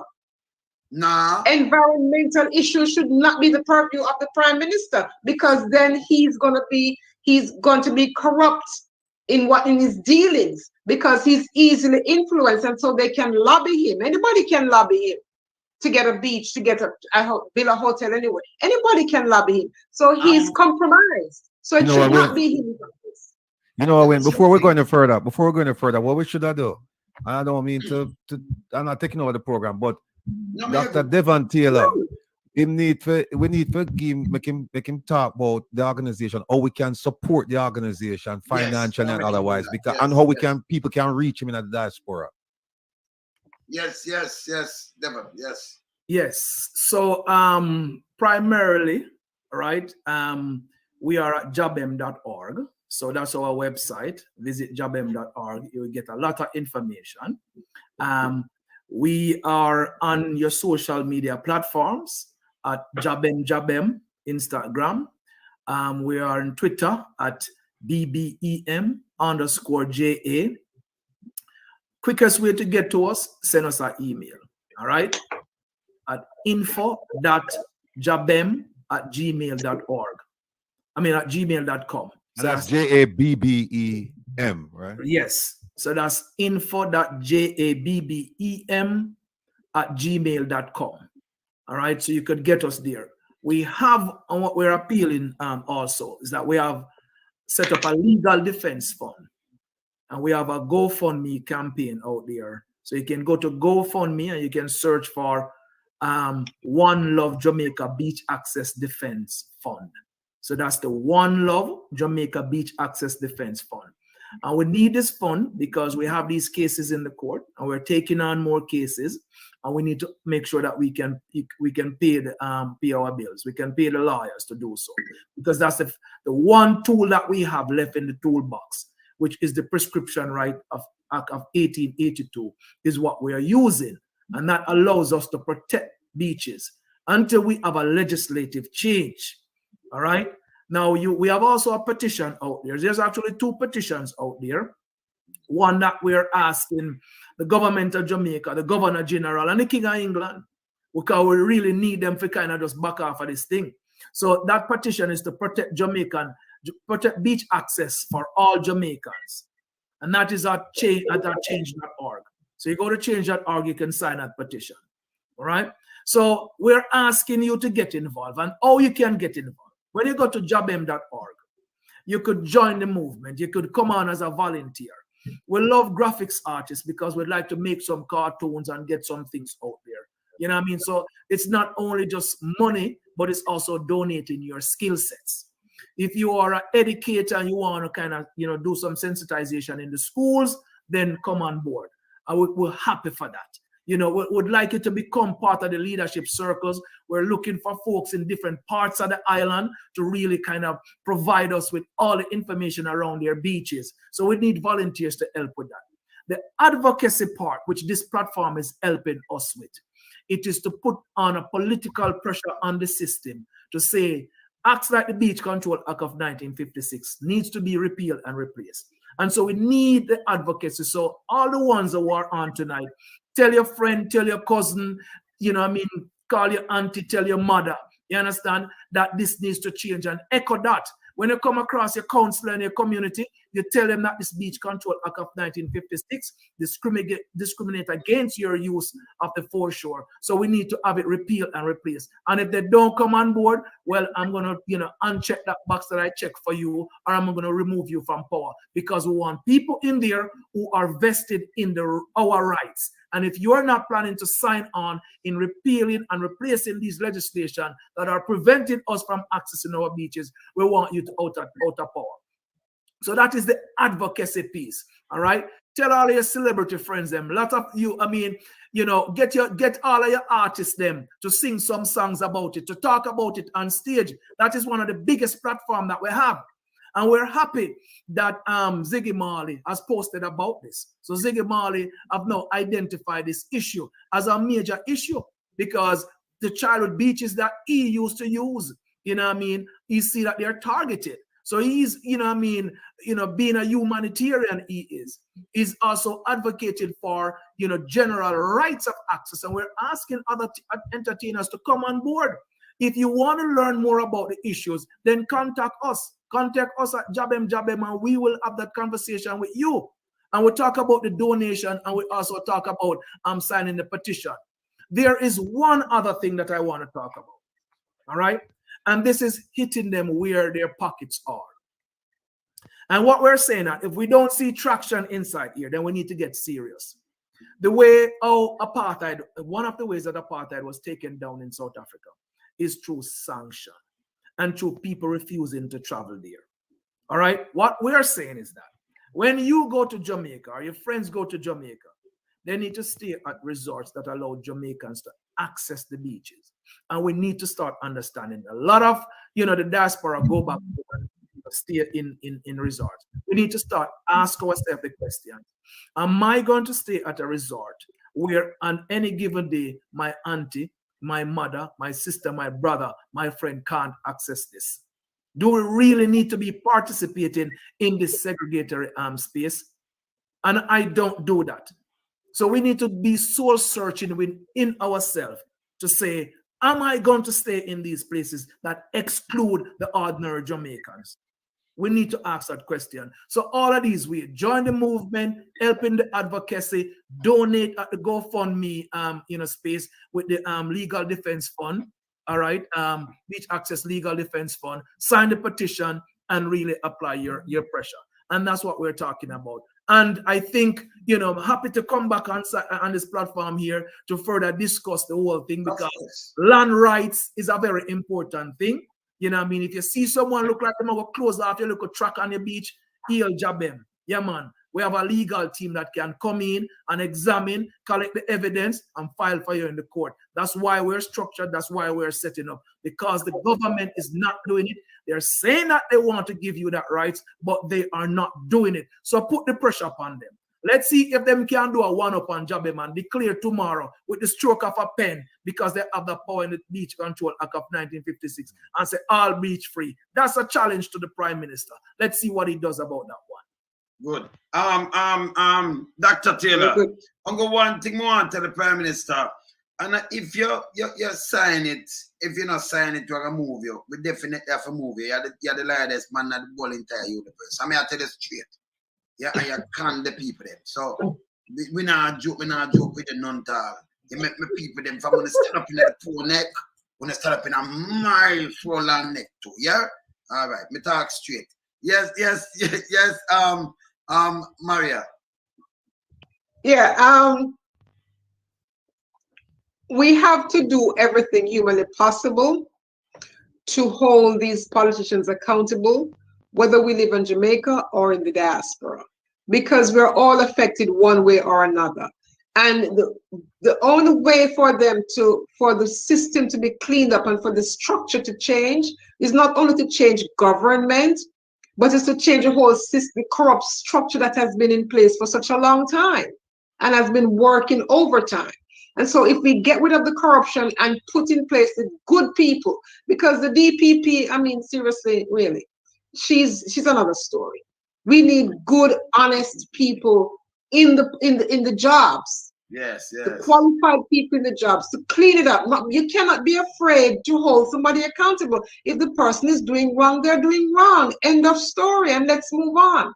So we have to do whatever pressure we can bring to bear on the government to make sure they either shape up or ship out, because it cannot continue like this. They are destroying the country. And then how long do they think the people of Jamaica are going to sit down and take this kind of pressure and don't push back? This is how revolutions begin, because they will not take the hunger anymore. They'll not take the abuse anymore. And when they cannot take it anymore, they are going to respond accordingly. Okay. Ratty? The struggle continues. Thanks for having me here, sir. All right, so Herb.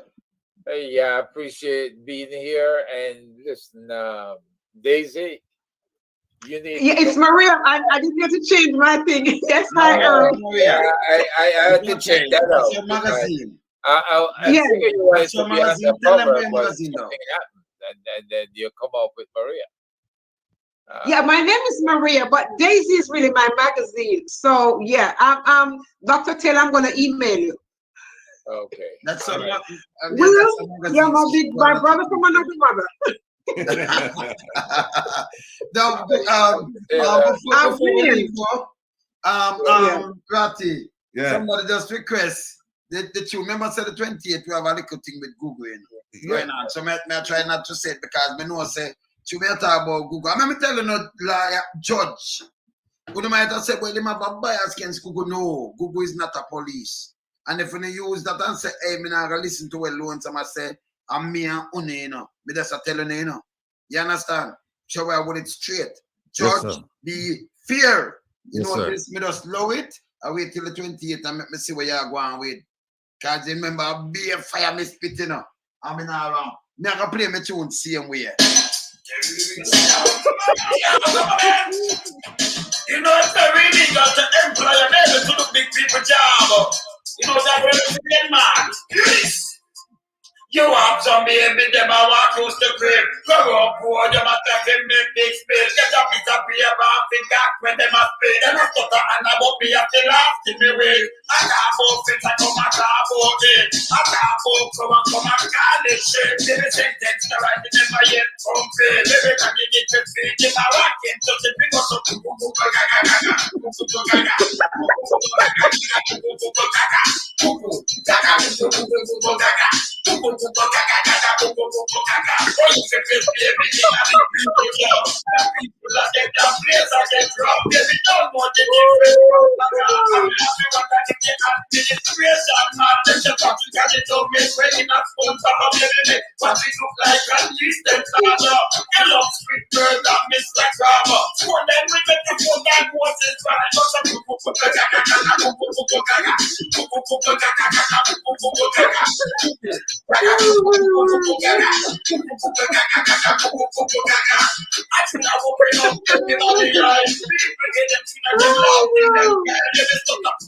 to like you don't time when you when I said good not care what we try. You know about fish and then it's star for sky.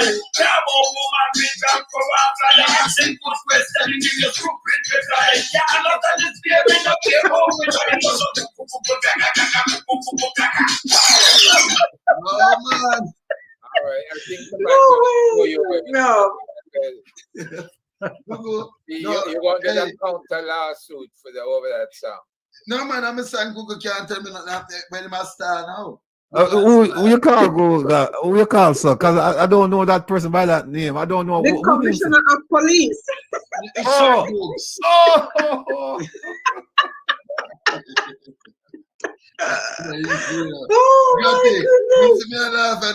Remember we have a case to the 28th, you know. Man, they go, make a get this is not a joke, a serious thing.